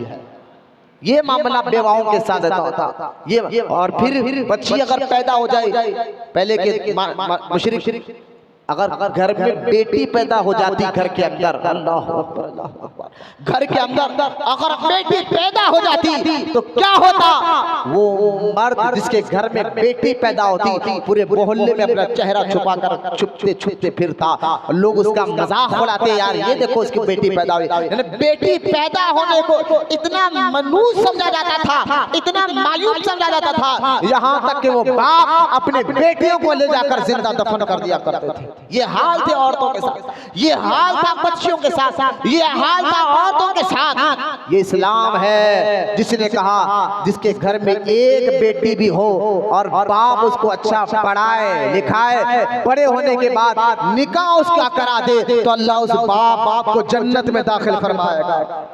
ये इस्लाम ने बताया कि बेटी का मुकाम क्या है, ये इस्लाम ने बताया कि औरत का इज्जत क्या है। अंदाजा करें बेटी पैदा होती तो अरब के मुशरिकीन मुंह छुपाए फिरा करते थे और रातों रात बेटी को दफना दिया करते थे। जो लोग हज करने जा चुके या उम्रा करने गए हैं, आज भी मक्कातुल मुकर्रमा में वो कब्रिस्तान है जिस कब्रिस्तान में अरब के लोग इस्लाम आने से पहले जो अल्लाह को छोड़कर बुतों की इबादत करते थे, वो लोग अपने बेटियों को दफन करते थे, जिंदा दफन होगी, जिंदा ले आकर दफन कर देते थे। ये आज भी कब्रिस्तान है, लेकिन ये इस्लाम ने आकर बताया कि औरत तो वो मुकाम मुकद्दस चीज है, अगर ये माँ है तो अल्लाह ने उसके कदमों के नीचे जन्नत रखी है, इसके कदमों के नीचे जन्नत रखी है। तो ये मर्तबा ये अरब का और उधर के माहौल था। और आ जाए हिंदुस्तान का, इंडिया का माहौल क्या था। अगर शौहर मर जाता तो इंडिया में ये रिवाज इतना जोर पकड़ा हुआ था, जिसका शौहर मर जाए उसको बीवी को सती कर देते। सती संस्कृत जुबान का लफ्ज है, सती कर संस्कृत, क्योंकि इंडिया में या तो हिंदी बोला जाता था या संस्कृत जुबान में बात करते थे लोग यहाँ पर। उर्दू और हिंदी जुबान में कम बात होती थी, या ज्यादातर जो है संस्कृत जुबान में। इसलिए ख्वाजा ख्वाजागान सरकार ख्वाजा गरीब नवाज रज़ी अल्लाह ताला अन्हु को जब अल्लाह के रसूल सल्लल्लाहु अलैहि वसल्लम ने मदीना मुनव्वरा में ख्वाब में आकर कहा, मोइनुद्दीन हिंदुस्तान जाओ, दीन की तबलीग का काम करो, तो मेरे और आपके प्यारे ख्वाजा गरीब नवाज रज़ी अल्लाह ताला अन्हु जब इंडिया के करीब लाहौर के शहर में आए तो वहां ठहर कर आप यहाँ के लोगों की जुबान पहले सीखी। देखिए मेहनत देखा क्या गरीब नवाज हिंदुस्तान में आने से पहले लाहौर में ठहर कर पहले कि यहाँ इंडिया के लोग किस जुबान में बात करते, कोई संस्कृत जुबान में बात करता था, कोई फारसी जुबान में बात करता था, कोई हिंदी जुबान में बात करता था, कोई उर्दू जुबान में बात करता था, ज्यादातर संस्कृत जुबान में इंडिया के लोग बात करते थे। गरीब नवाज इन तमाम जुबानों को सीखे, फिर हिंदुस्तान में अजमेर शरीफ में रहकर हर जुबान वाले को उस जुबान में दीन को समझाया, कुरान को समझाया, हदीस को समझाया और प्यार और इखलास के साथ तबलीग की है मेरे ख्वाजा ने। तो संस्कृत जुबान की बात है सती करना, समझे आप? औरत को सती कर देते थे। सती का मतलब मैं आपको बताता हूँ। सती का मतलब क्या है कि जब शौहर मर जाता तो शौहर के साथ साथ जब शौहर को जलाया जाता था ना उसके, तो उसके साथ साथ सती करना, बीवी को भी शौहर की चिता पे रखकर जिंदा जला दिया करते थे। बीवी को भी शौहर की चिता पर रखकर जिंदा जला दिया करते थे, ये मामला था। और ये किसने रुका? इस्लाम ने। बोलो ना सुभान अल्लाह। आप देखे सरकार गरीब नवाज, ये तो 800 साल पुरानी बात है ना। अगर आप टोली चौकी शेख पेट जो 7 कुमसों का हिस्सा है उसके पीछे शेख पेट पर चले जाए, वहाँ गौसे आजम का एक बेटे की आराम कर रहा, गौसे आजम के औलाद में से एक बुजुर्ग आराम कर रहे हैं जो कुली कुतुब शाह के दौर में आए थे आज से 500 साल पहले, जिनका नाम सैयद रफीउद्दीन अहमद गरीब नवाजी रहमतुल्लाहि ताला अलैह है। देखिए बुजुर्गाने दीन का आस्थाने वो आस्थाने होते हैं जब वो जिंदा होते हैं, तब भी उनकी दुनिया के जाने के बाद भी आज भी देखे हर मजहब वाला अपने अपने मुश्किलें लेकर बुजुर्गों के आस्थाने पर आता है। जिंदगी में भी आते थे, दुनिया से जाने के बाद भी आते थे, हर मजहब वाला आता है। तो सैयद रफीउद्दीन अहमद गरीब नवाजी शेख पेट के उन पहाड़ों के ऊपर बैठकर इबादत में बैठे थे, जो पहाड़ी इलाका था उस दौर में 500 साल पहले की बात है, कुली कुतुब शाह का दौर चल रहा था। उस पहाड़ पर बैठकर अल्लाह की इबादत करते, लोगों को तबलीग करते, तो उसमें एक गैर मुस्लिम लड़की हजरत की बड़ी बड़ी अकीदतमंद थी, बहुत अदब करती, शादी से पहले हजरत से मिलने आ करती, दुआएं लेने आती, गैर मुस्लिम थी। हुजूर आप देखे आज कई आरएसएस के जहन रखने वाले ये विश्वास पर्सन कहते हैं कि तुम लोग मुसलमान बच्चों को बहलाओ भटकाओ और अपने मजहब में लेकर आओ, अपने मजहब में लेकर आओ, हम तुम्हें इनाम देंगे। कई नौजवान लड़कों को इसी काम में लगा दिया, वो जा रहे कॉलेज में, उनको पैसा दिया जा रहा है, ये हो रहा है, होश में रहे, ये हो रहा है। आप इंटरनेट का दौर है, आज वो जाकर कॉलेज यूनिवर्सिटी के बावजूद बाहर ठहर कर उनको पैसा देकर उनको कहा जाए कि मुसलमान बच्चों को फंसाओ और उनसे शादियां कर उनका मजहब तब्दील करो। ये हाल है और हम मुसलमान इस चीज की इजाजत नहीं देते। क्यों? क्योंकि हमारे पास इस तरह करना ही जायज नहीं, ये हमारा ज़र्फ है। अंदाजा करें इस तरह की हरकतें किया जा रही है। और बुजुर्गों के हाल देखे कि गैर मुस्लिम बच्ची आती सैयद रफीउद्दीन अहमद के पास तो दुआएं लेने आती, हुजूर उठाकर नजर भी नहीं देखते। अगर आप घोड़वाड़ी शरीफ चले जाए, सैयद इस्माइल शाह कादरी रहमतुल्लाहि ताला अलैह, कभी आपने पढ़ा कभी समझा? आज लोग हजारों के तौर पर जाकर नियाज करते हैं, लेकिन वही इस्माइल शाह कादरी जहां बिदर के इलाके में पैदा हुए, बड़े हुए, जवानी वहां पर गुजारी है, और बिदर का इलाका छोड़कर घोड़वाड़ी में आने की वजह क्या थी? वही इस्माइल शाह कादरी ने एक गैर मुस्लिम औरत, एक पंडित की बेटी को एक मुसलमान बादशाह ने उठाकर अपनी हवस का शिकार बनाना चाहा, तो वो पंडित जो है इस्माइल शाह कादरी के पास आकर कहता है, हुजूर ये गजब हो गया है, मेरी एक नौजवान लड़की को एक बादशाह ने उठाकर लेकर गया और ले जाकर अपनी हवस का शिकार बनाना चाहता है। वो मेरी बेटी आपसे बड़ी अकीदत करती थी, दुआएं लेने आपके पास भी आती थी। यही इस्माइल शाह कादरी रहमतुल्लाहि ताला अलैह है। ये नहीं देखा कि मेरे पास आने वाला खैर मजहब का मैं क्या करूं, बल्कि जलाल में आए, खड़े हुए इस्माइल शाह कादरी और बादशाह के महल में घोड़े के साथ घुस गए। बोला ना सुभान अल्लाह। किसको बचाने के लिए गए थे? एक गैर मुस्लिम हिंदू लड़की की इज्जत बचाने के लिए गए। ये हमारे बुजुर्गों का किरदार है, ये हमारे बुजुर्गों का मामला है। एक गैर मुस्लिम एक पंडित की बेटी को बचाने के लिए इस्माइल शाह कादरी ने उस पंडित से ये नहीं कहा यार बादशाह है मैं क्या कर सकता हूं। अरे भाई, एक लीडर के खिलाफ हम मोहल्ले वाले नहीं जा सकते, वो तो बादशाह था, उसके खिलाफ आवाज उठाना मौत को दावत देना है, उसके खिलाफ बोलना मौत को दावत देना है। लेकिन जो सच्चे ईमान वाले हैं ये नहीं देखते कि किसकी बेटी है, ये देखते हैं बेटी घर की इज्जत होती है। ये इस्लाम है हमारा। इस्माइल शाह कादरी महल में घुसकर अल्लाह ने एक करामत आपको अता फरमाई। जब इस्माइल शाह कादरी महल में घुसे, ना जाते हुए ना आते हुए सिपाहियों की नजर में आए नहीं। यानी जब अच्छे काम के लिए हम आगे बढ़ते तो अल्लाह भी हमारी मदद करता है। ये बात याद रखिए आप, रब भी हमारी मदद करता है। इस्माइल शाह कादरी अंदर गए और उस बच्ची को बाहिफाजत लाया और उस पंडित के हवाले कर उसको महफूज किया। फिर अपने बीवी बच्चों को लेकर, क्योंकि बादशाह को मालूम हो गया था, बादशाह फौज लगा दिया था इस्माइल शाह कादरी के पीछे। बादशाह को पता चल गया था कि ये बुजुर्ग ने मेरे घर से लड़की को उठाकर लेकर उसके बाप के हवाले कर उनको महफूज मुकाम पर छुपा दिया है। लिहाजा बादशाह ऐलान करता है ना इस्माइल शाह कादरी को छोड़ा जाए, ना उनके बीवी बच्चों को छोड़ा जाए। थोड़ा सोचिए क्या तकलीफ उठाई होगी इस्माइल शाह कादरी ने। बीवी बच्चों को लेकर बिदर से सिपाहियों से लड़ते लड़ते लड़ते घोड़वाड़ी की तरफ आकर इस्माइल शाह कादरी रहते हैं। किस लिए आए थे? एक नौजवान बच्ची की इज्जत को आपने बचाया था। ये हमारा इस्लाम है, ये हमारा दीन है जो कहता है नौजवान बच्ची किसी बेटी घर की इज्जत होती है, उसका अदब करना, उसकी इज्जत करना हर एक के लिए जरूरी और लाजिम होता है।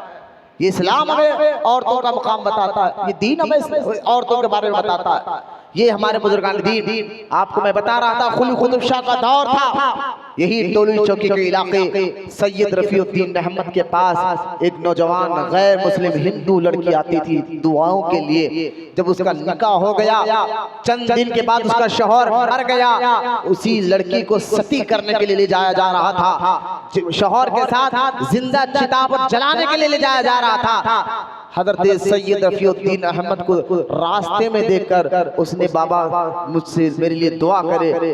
अल्लाह के वली की जुबान से निकला अल्लाह तुझे भी अच्छा रखे, तेरे शौहर को भी अच्छा रखे। बोलो ना सुभान अल्लाह। ये गौसे आजम के बेटे हैं, कहा तू भी अच्छी, तेरा शौहर भी अच्छा। वो कदमों पर गिर कर बाबा मेरा शौहर तो मर गया है और ये मेरे लोग मुझे सती करने के लिए ले जा रहे हैं, जिंदा शौहर की चिता पर जलाने के लिए ले जा रहे हैं। गौसे आजम के बेटा था ना, कब बर्दाश्त करता। लिहाजा गौसे आजम का इस बेटे आगे बढ़े और उस शौहर की लाश के करीब खड़कर कहा अल्लाह के हुक्म से खड़े हो जा। इतना कहना था, वो मैया कलमा पढ़ते पढ़ते खड़ा हो गया। हमारे हैदराबाद में ऐसे बुजुर्गान दिन आराम कर रहे हैं। बोले वहां पर से ये उठने जाने वालों को छोड़िए आप, ये पहलवानों रोडियों के साथ लोग बैठ जाते हैं, पता नहीं मस्जिद में क्या बैठते थे लोग। लिहाजा उठने जाने वालों को छोड़िए, मेरी बात पर सुना है। ये सती का मामला था हिंदुस्तान का, अरब का क्या मामला था मैंने बता दिया, हिंदुस्तान का ऐसा मामला था। अब फिर जहां आज भी देखिए आप बेवा औरतों को आज भी हमारे हिंदुस्तान में मनुष्यत की नजर से देखा जाता है, मनुष्य समझा जाता है कई, और धीरे धीरे धीरे ये मामला हमारे इस्लाम में भी आ गया, मुसलमान औरतों के पास भी आ गया। बेवा औरतों को दावत में नहीं बुलाना, ये काम नहीं कराना, ये पकवान नहीं कराना, ऐसा नहीं कराना, ये धीरे धीरे आज हमारे दीन इस्लाम में भी है, मुसलमान औरतों में भी आ जा रहा है। क्यों? ये पिक्चर मूवीज की वजह से आज हमारे बहनों का, इस्लामी बहनों का जहनों को खराब किया जा रहा है। खुदा के वास्ते, खुदा के वास्ते आज अपने दीन को समझे, औरतों को इज्जत इस्लाम ने दी है। बोले मोहब्बत से सुभान। देखिए अगर औरतों को देखे तो औरतों के चार दौर है। एक जब वो बच्ची हो, दूसरा जब वो बेटी हो, तीसरा जब वो बीवी हो, चौथा जब वो माँ हो। इन 4 दौर को गौर से पढ़े आप। इस्लाम क्या कहता है? जब बच्ची है हुजूर ने फरमाया उनकी अच्छी तरबियत करो। बोलना सुभान अल्लाह। जब बच्ची है तो उस छोटी 14 साल से कम उम्र की बच्ची की तरबियत करना, आदतों का, ये माँ बाप पर लाजिम और जरूरी है। उस छोटी बच्ची पर ना नमाज फर्ज है, ना रोजा फर्ज है, ना इबादत फर्ज है। जो 13-14 साल से कम 6-7 साल की बच्ची है, नाबालिग बच्ची है, उस बच्ची पर इबादतें माफ है। उसकी तरबियत का ख्याल करना, उसको हंसाने का ख्याल करना, ये माँ बाप को इस्लाम ने जिम्मेदारी दी है। अब जब बच्ची बड़ी हो जाए, बालिगा हो जाए, तो आपने बार-बार ये हदीस नहीं सुनी? अल्लाह के रसूल सल्लल्लाहु अलैहि वसल्लम की बारगाह में हुजूर ने फरमाया किसी मुसलमान के यहाँ 3 बेटियां हो और वो माँ बाप उसकी अच्छी तरबियत करे हो, अच्छा उसका ख्याल रखा हो और अच्छी नेक जगह उसकी शादी कराए हो, उन माँ बाप को अल्लाह जन्नत में दाखिल फरमाएगा। लोगों ने कहा हुजूर जिसकी 2 बेटियां हो, फरमाया सरकार ने जिसकी 2 बेटियां हो और वो अच्छा ख्याल करे, उनकी अच्छी तरबियत करे और अच्छी जगहों का निकाह कराए, अल्लाह उसके माँ बाप को भी जन्नत में दाखिल फरमाएगा। एक सहाबी करके उठे, हुजूर जिसकी 1 बेटी हो, जिसकी 1 बेटी हो, सरकार बना जिसके घर में 1 बेटी भी हो, अल्लाह पाक उसको भी जन्नत में दाखिल फरमाएगा। शर्त है कि उसकी अच्छी तरबियत और अच्छी जगह निकाह कराना। निकाह कराने पर इतना बड़ा अजर माँ बाप को मिलता है। अच्छी जगह अगर में निकाह करा दे, किसने इज्जत दिलाई? इस्लाम। बोलो ना सुनो, ये इस्लाम है। वरना बच्ची को मायूब समझा रहा था, लेकिन सरकार ने फरमाया नहीं, इबादत ऐसा अमल करो ये तुम्हें मुकाम मिलेगा। और जब ही ये बीवी बन जाए तो औरतों को हुक्म दिया जा रहा है शौहर का अदब करो, और शौहर को हुक्म दिया जा रहा है बीवियों के साथ अच्छा रहो। अल्लाह के रसूल अलैहिस्सलातु वस्सलाम ने हदीस सुने आप, जो शौहर है खास तौर पर सुने। हुजूर ने फरमाया तुम में से वो बेहतरीन इंसान है। हुजूर कह रहे हैं तुम में से वो बेहतरीन इंसान है जो अपनी बीवी के साथ अच्छा रहता हो, अपने बीवी के साथ अच्छा सलूक करता हो, अच्छी तरबियत करता हो, अच्छा ख्याल करता हो, अच्छा जो है उनका ख्याल रख लेता हो। सरकार ने फरमाया वो बेहतरीन है। और हुजूर फरमाते सबसे बेहतरीन मैं हूँ। क्यों? क्योंकि मैं सबसे ज्यादा अपनी बीवियों का ख्याल रखने वाला हूँ।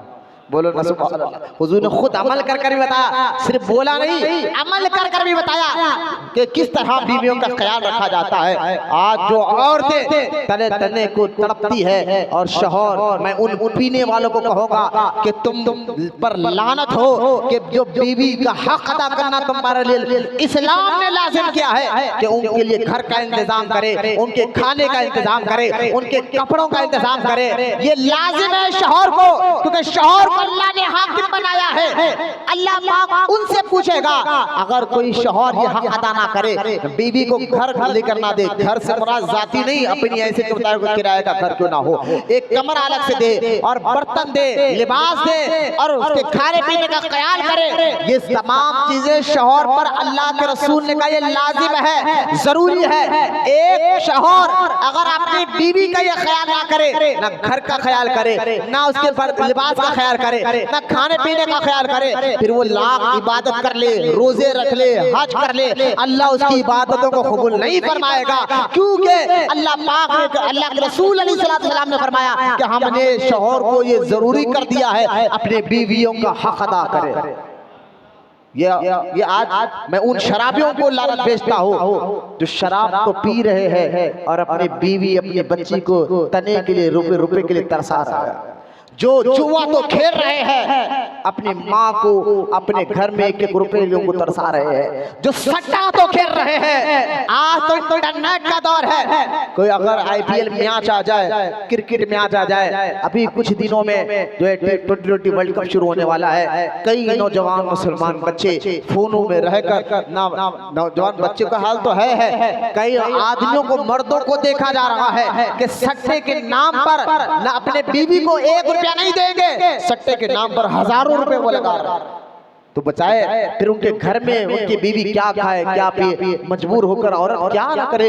लिहाजा ये पूछ क़यामत के दिन उस मर्द से होगी। मैं बताना ये चाह रहा हूँ, बताए ये इस्लाम ही ने तुम्हें लाजिम किया है कि औरत का ख्याल कैसा करना है, उसका हक कैसे अदा करना है।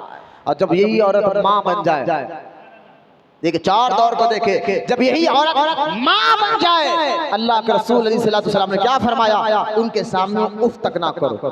माँ के सामने अरे भाई गुस्से से देखने की दूर की बात है, ऊंची आवाज से बात करने की दूर की बात है, गाली देना तो दूर की बात है। उफ उफ ये नहीं कहना, कुरान का लफ्ज है ना, उफ का लफ्ज है, समझिए। अरे उफ हम बंदा जब गुस्से में एक नॉर्मल, अरे क्या परेशानी है, उफ ये भी कहना मना किया, माँ बाप ये कहना मना कर दिया। यहाँ तक कि हुजूर अलैहिस्सलाम ने फरमाया माँ अगर राजी है तो अल्लाह भी राजी होता है उस बच्चे से, जिस बच्चे से माँ नाराज हो अल्लाह भी नाराज हो जाता है। तो ये औरतों को इज्जत किसने दी? इस्लाम ने। बोलो ना मोहब्बत से सुभान अल्लाह। मैं उन माओ बहनों को हाथ जोड़कर कहना चाहता हूँ, मूवियों सीरियलों को देखकर दीन को ना समझो, कुरान को हदीस को पढ़कर दीन को समझो। तुम्हारी इज्जत, तुम्हारा विकार, तुम्हारा मुकाम, तुम्हारा मर्तबा खुदा की इज्जत जलाल का कसम है, किसी मजहब ने वो मुकाम मर्तबा नहीं दिया जो मजहब इस्लाम तुम्हें इज्जत देता है, तुम्हें मुकाम आता फरमाता है, तुम्हें मर्तबा आता फरमाता है। उसी भी आपको देखिए, सिर्फ 10 मिनट रह गए, मेरी बात को गौर फरमाएं। आयत पाक जिसमें अल्लाह एक सहाबिया है हजरत सैयदा ज़ैनब रजी अल्लाह ताला अन्हा, ये सहाबिया। अब मैं औरतों को कहूँगा कि दीन को समझे, दीन से लगाव पैदा करे, कुरान हदीस से लगाव पैदा करे। ये औरतों तुम्हारे पर इस्लाम ने एहसान किया, तुम्हें इज्जत अता फरमाई, तुम्हें घर की जीनत बनाई।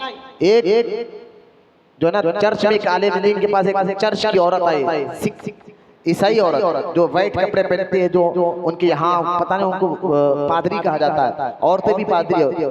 तो एक ईसाई औरत आई एक आलिम दीन के पास, गौर से सुना, आकर कहने लगी भाई तुम्हारे इस्लाम में औरतों पर बड़ा जुल्म है। बोले क्यों? तो वो औरत कहने लगी देखो तुम्हारी औरतें ना देवर से बात कर सकती है, ना जेठ से बात कर सकती है, ना अपनी मर्जी से बाहर जा सकती है, इनसे ना मिलो, उनसे ना मिलो, उनसे बात ना करो, खलीर भाई से बात ना करो, चिचरे भाई से बात ना करो, इनसे पर्दा, उनसे पर्दा, ये पर्दा कहकर तुम्हारे इस्लाम में औरतों को घर के अंदर कैद कर दिया जाए। आजाद रहना चाहिए। और आजादी का हाल आप देख रहे हैं कि आज यूरोप में देख लिया, आजाद के नाम पर आज यूरोप खुद परेशान है, 80% नाजायज बच्चे पैदा हो रहे हैं। आजादी मिल गई तो फिर होता क्या है? लिहाजा जब आलिम दीन को उसने ताना देकर कहा इस्लाम में मर्द तुम्हारी औरतों को इतना जुल्म है कि वो औरत इनसे नहीं मिल सकती, उनसे बात नहीं कर सकती, इनसे बात नहीं कर सकती, उनसे मुलाकात नहीं कर सकती, हर एक से मुलाकात नहीं कर सकती, जुल्म है। तो वो आलिम दीन ने उस ईसाई औरत से कहा मुझे एक बात बताइए कि अगर तुम अपने राजा, अपने बादशाह की जो बेटी है, अपने बादशाह की जो बेटी है, क्या तुम्हारे बादशाह की बेटी हर एक से मुलाकात कर सकती है? हर एक से मुलाकात कर सकती है? तो ईसाई और नहीं, ऐसा हो नहीं सकता कि राजा की बेटी हर एक से मिले, हर एक से मुलाकात करे, हर एक से सामने जाकर बैठे। तो आलिम दीन क्यों? काको राजा की बेटी है, मलिका है, मलिका हर एक से नहीं मिल सकती, उसका अपना मुकाम है। तो उस आलिम दीन ने कहा मुसलमान की बेटी अपने घर की मलिका होती है, मुसलमान की बेटी अपने घर की मलिका होती है, इसलिए उसे भी इजाजत नहीं कि हर घर से मिलता रहे। पर्दा भी जो दिया है इसके पीछे बोला।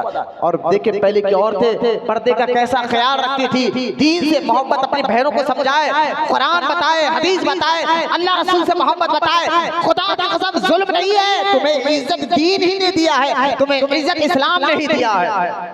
बस सैयदा ज़ैनब की बात कर रहा था रजी अल्लाह ताला अन्हा। ये हजरत मौला अली, इमाम जाफर अली रजी अल्लाह ताला, हजरत अली के सगे बड़े भाई हजरत जाफर तैयार की बीवी है। जब ये हबशा से मदीना मुनव्वरा आई, गौर से सुने, बात खत्म करा, बहुत करीब आ गए। अब यही आखिरी का मौजू अहम होता है सुनने और समझने का। ऐसे मौके पर सुस्ती कहानी में जो बर्दाश्त नहीं है, चेहरे उतारिए मत और बिल्कुल सुने, आखिरी का बिल्कुल एंड पर मौजू आ गया। तो सैयदा ज़ैनब आकर मदीना मुनव्वरा की औरतों से पूछती है, मैं रोक रहा हूँ कई वाक़या छोड़े, मदीना मुनव्वरा की औरतों से पूछती है कि इस्लाम कुरान तो आ रहा है और मर्द नमाज पढ़े जिहाद करे तो बड़े बड़े इनाम उनको है, मर्द नमाज पढ़े जिहाद करे तो बड़े बड़े इनाम उनको है, हम औरतों के लिए भी कोई इनाम है? इस्लाम में हम औरतों को भी कुछ इनाम, कोई आयत उतरी है? तब अल्लाह ताला ने कुरान में एक आयत उतारी, बोलो ना सुभान अल्लाह। और देखिए कुरान में अल्लाह पाक ने औरतों को ऐसी इज्जत दी, कुरान में 114 सूरतें, कितने सूरतें? 114 सूरतें, सूरह फातिहा, सूरह बकरा, सूरह निसा, सूरह आले इमरान, सूरह रुकैया, मैं गिना नहीं जाता, चंद सूरतें, हर सूरत का एक एक नाम है। लेकिन पूरे कुरान में सूरे रिजाल यानी सूरे का नाम रिजाल नाम भी एक भी सूरा नहीं। रिजाल कहते हैं अरबी में मर्द को, किसको कहते हैं? रिजाल अरबी में मर्द को कहते हैं। 114 सूरतों में एक भी सूरे का नाम सूरे रिजाल नहीं है, लेकिन उसी 114 सूरतों में एक सूरा ऐसा है, उस सूरे का नाम अल्लाह ने सूरे निसा रखा है। निसा कहते ही औरत को है, बोलो ना सुभान अल्लाह। निसा किसको कहते हैं? औरत को। आप देखें औरतों को अल्लाह ने कुरान हदीस से कैसी इज्जत दी है, उनके नाम का अल्लाह ने कुरान में एक सूरत ही रख दी है। इससे बड़ी इज्जत क्या होना औरत को? सूरे निसा यानी औरतों वाली सूरत, बोलो ना, औरतों के लिए सूरत। औरत के नाम से एक सूरा है कुरान में, मर्द के नाम से नहीं है। तो खैर जब सैयदा ज़ैनब ने आकर मदीने की औरतों से पूछा, हमारे नाम के भाई सब इनाम तो मर्दों को मिल रहे हैं, हम भी तो कुर्बानी देते है, बोलो हम ही तो कुर्बानी देती है। कैसी कुर्बानी देती? दीन के लिए। सैयदा सुमैया रज़ी अल्लाह ताला अन्हा, अल्लाह उनके मज़ार पर करोड़ों रहमत नाज़िल फरमाए। सैयदा सुमैया जब मक्कातुल मुकर्रमा में सैयदा सुमैया तमाम औरतें कान खोलकर सुने कि औरतों को अल्लाह से, रसूल से, दीन से कैसी मोहब्बत होना चाहिए। सैयदा सुमैया जिनकी उम्र 80 साल थी, बोले गौर है, 80 साल की बूढ़ी औरत थी। कितने साल? 80 साल की एक बूढ़ी औरत सैयदा सुमैया रज़ी अल्लाह ताला अन्हा, वो जब इस्लाम कबूल करी तो मक्का मुकर्रमा के घर घर जाती, और औरत थी ना, बूढ़ी औरत, डंडा टेक कर घर घर जाती और मक्के की औरतों को बैठ कर कुरान सुनाती। बोलो ना सुभान अल्लाह, मोहब्बत से बोले सुभान अल्लाह। जब बयान होते खुद नमाज नहीं पढ़ना, ये मसला ज़हन में रहना चाहिए। अल्लाह खैर करे, अल्लाह हमें अमल की तौफीक अता फरमाए। जब भी बयान हो रहा हो नमाज नहीं पढ़ना चाहिए, क्योंकि ये जरूरी है। तो सैयदा सुमैया रज़ी अल्लाह ताला अन्हा जिनकी उम्र कितने से मेरे तब 80 साल, कितनी उम्र थी? 80 साल की उम्र। और वो देखिए अल्लाह से मोहब्बत कैसी, दीन से मोहब्बत कैसी, कुरान से मोहब्बत कैसी, औरतों को चाहिए ऐसी मोहब्बत पैदा करे। वो गई जाकर घर घर में जाकर औरतों के साथ बैठती, उनको कुरान की आयतें बताती, बच्चों को कुरान की आयतें बताती। इसका असर ये होता था, कई काफिर आपके कहने पर इस्लाम कबूल कर, कई काफिर औरतें आपके कहने पर इस्लाम कबूल करे। जब अरब में अबू जहल को ये बात मालूम हुई, अबू जहल ने बुलाकर कहा, सुमैया तू बूढ़ी औरत है इसलिए हम खामोश थे, लेकिन ये क्या कर रही है? हमारे घर की औरतों को भटका रही है, हमारे घर की औरतों को जाकर उनका मजहब को लेकर रही है, खबरदार ऐसा ना करना। सैयदा सुमैया ने कहा, मैं तो ये काम करूंगी। बोलो ना सुबह, मुझे तो दीन से, हमें कोई पहलवान रोटी अगर आपको कहे कल से नहीं दिखना, मैं औरत नहीं हूँ, मर्द की बात कर रहा हूँ, कल से इलाके का बहुत बड़ा पहलवान रोटी आपको डराए, कल से ये जमीन पर नहीं दिखना, हम जमीन भी छोड़ देते, घर भी छोड़ देते, सबको भाई जान फैली तो सब भला है ना। है आजकल कितने कब्जे नहीं हो रहे, पहलवान आकर के कल से ये जमीन पे नहीं देखना। पैसा लेके आप मेहनत करके खरीदे, लाखों रुपए डाल के खरीदे, लेकिन रोटी उनके कहने पर आपको भाई जान फैली तो अपन भला निकलो यहाँ से। लेकिन वो सैयदा सुमैया को अरब का सबसे बड़ा पहलवान डरा रहा है, सुमैया ये काम छोड़ दे। आपने कहा मैं दीन पहुंचाती रहूंगी, दीन का काम करते रहोगी। अब जानते थे अबू जहल ने क्या किया सैयदा सुमैया के साथ?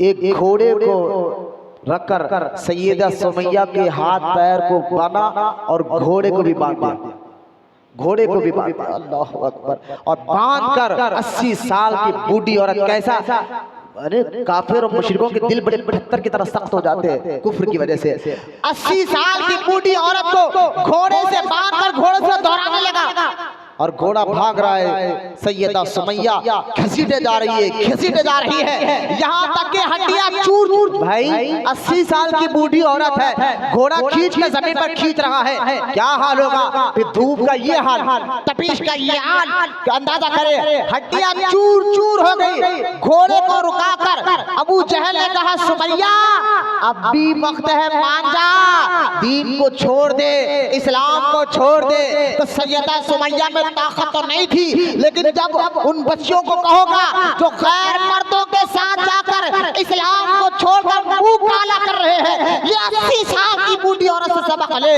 जब अबू जहल ने कहा सुमैया अब भी अगर तू चाहते तो हम तेरी जान बचा लेंगे, तू इस्लाम और दीन को छोड़ दे, कलमे को छोड़ दे, तब भी सैयदा सुमैया ने कहा अहद अहद अहद, अल्लाह एक है, अल्लाह एक है, मोहम्मद रसूलुल्लाह, अल्लाह के नबी मोहम्मद रसूलुल्लाह अल्लाह के रसूल है, अल्लाह के रसूल है।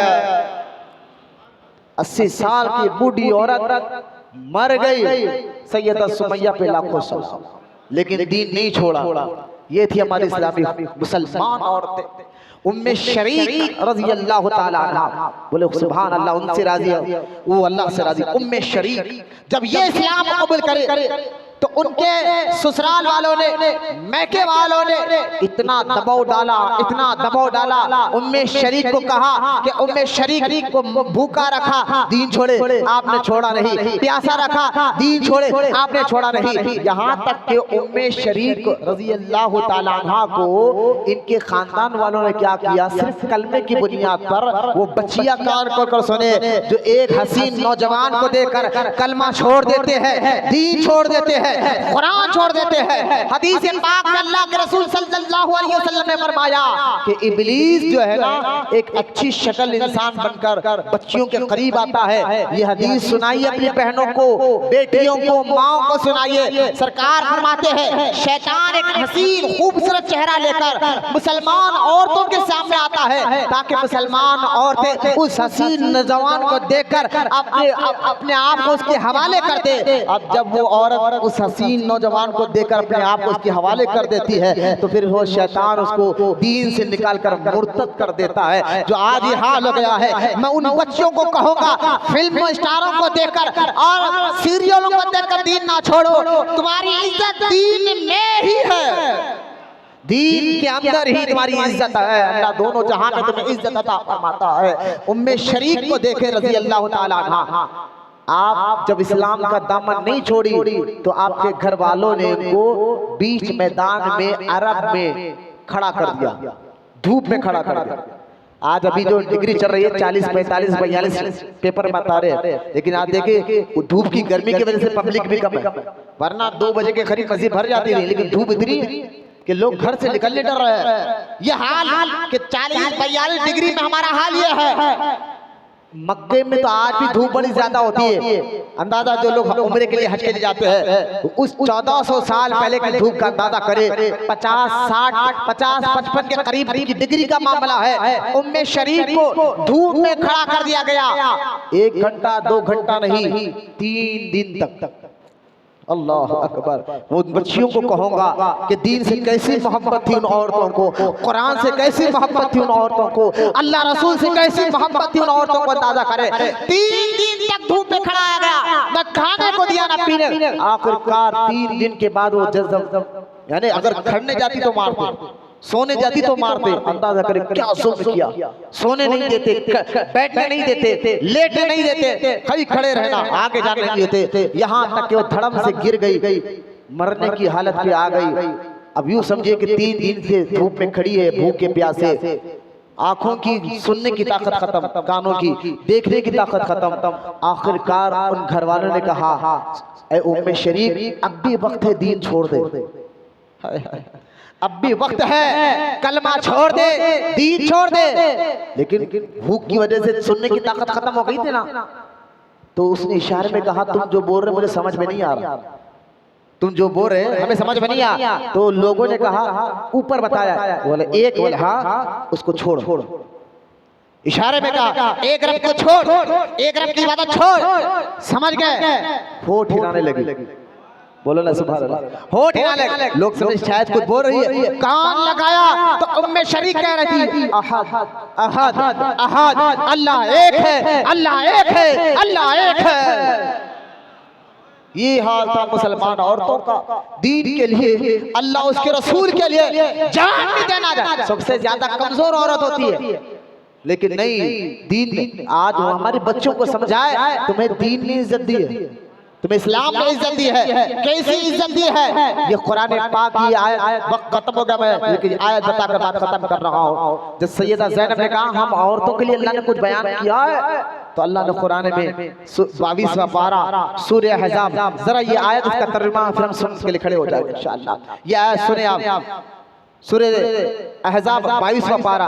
अल्लाह फरमाता है इन्नल मुस्लिमीन वल मुस्लिमात वल मुमिनीन वल मुमिनात वल खानितीन वल खानितात वस्सादिकीन वस्सादिकात वस्साबिरीन वस्साबिरात वखाशिईन वखाशियात वल मुसद्दिकीन वल मुसद्दिकात वस्साइमीन वल साइमात वल हाफिजीन फुरूजहुम वल हाफिजात वज़ाकिरीन अल्लाह कसीरन वज़ाकिरात अअद्दल्लाहु लहुम मग़फ़िरतन व अजरन अज़ीमा।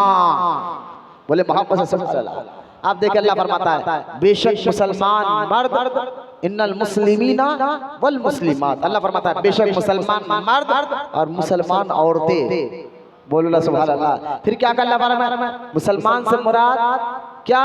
जिसने इस्लाम को कबूल किया, इस बात का इकरार किया कि अल्लाह एक है, नमाज रोजा हज ज़कात को माना, इसको कहते मुसलमान। जब ये मुसलमानियत दिल में उतर जाती है इसको कहते मोमिन। गौर करें, यानी जब बंदा जुबान से तो कहता अल्लाह एक है, लेकिन जब दिल से भी मान ले तो अब वो मुसलमान से मोमिन बन जाता है। अब अल्लाह क्या फरमाता है?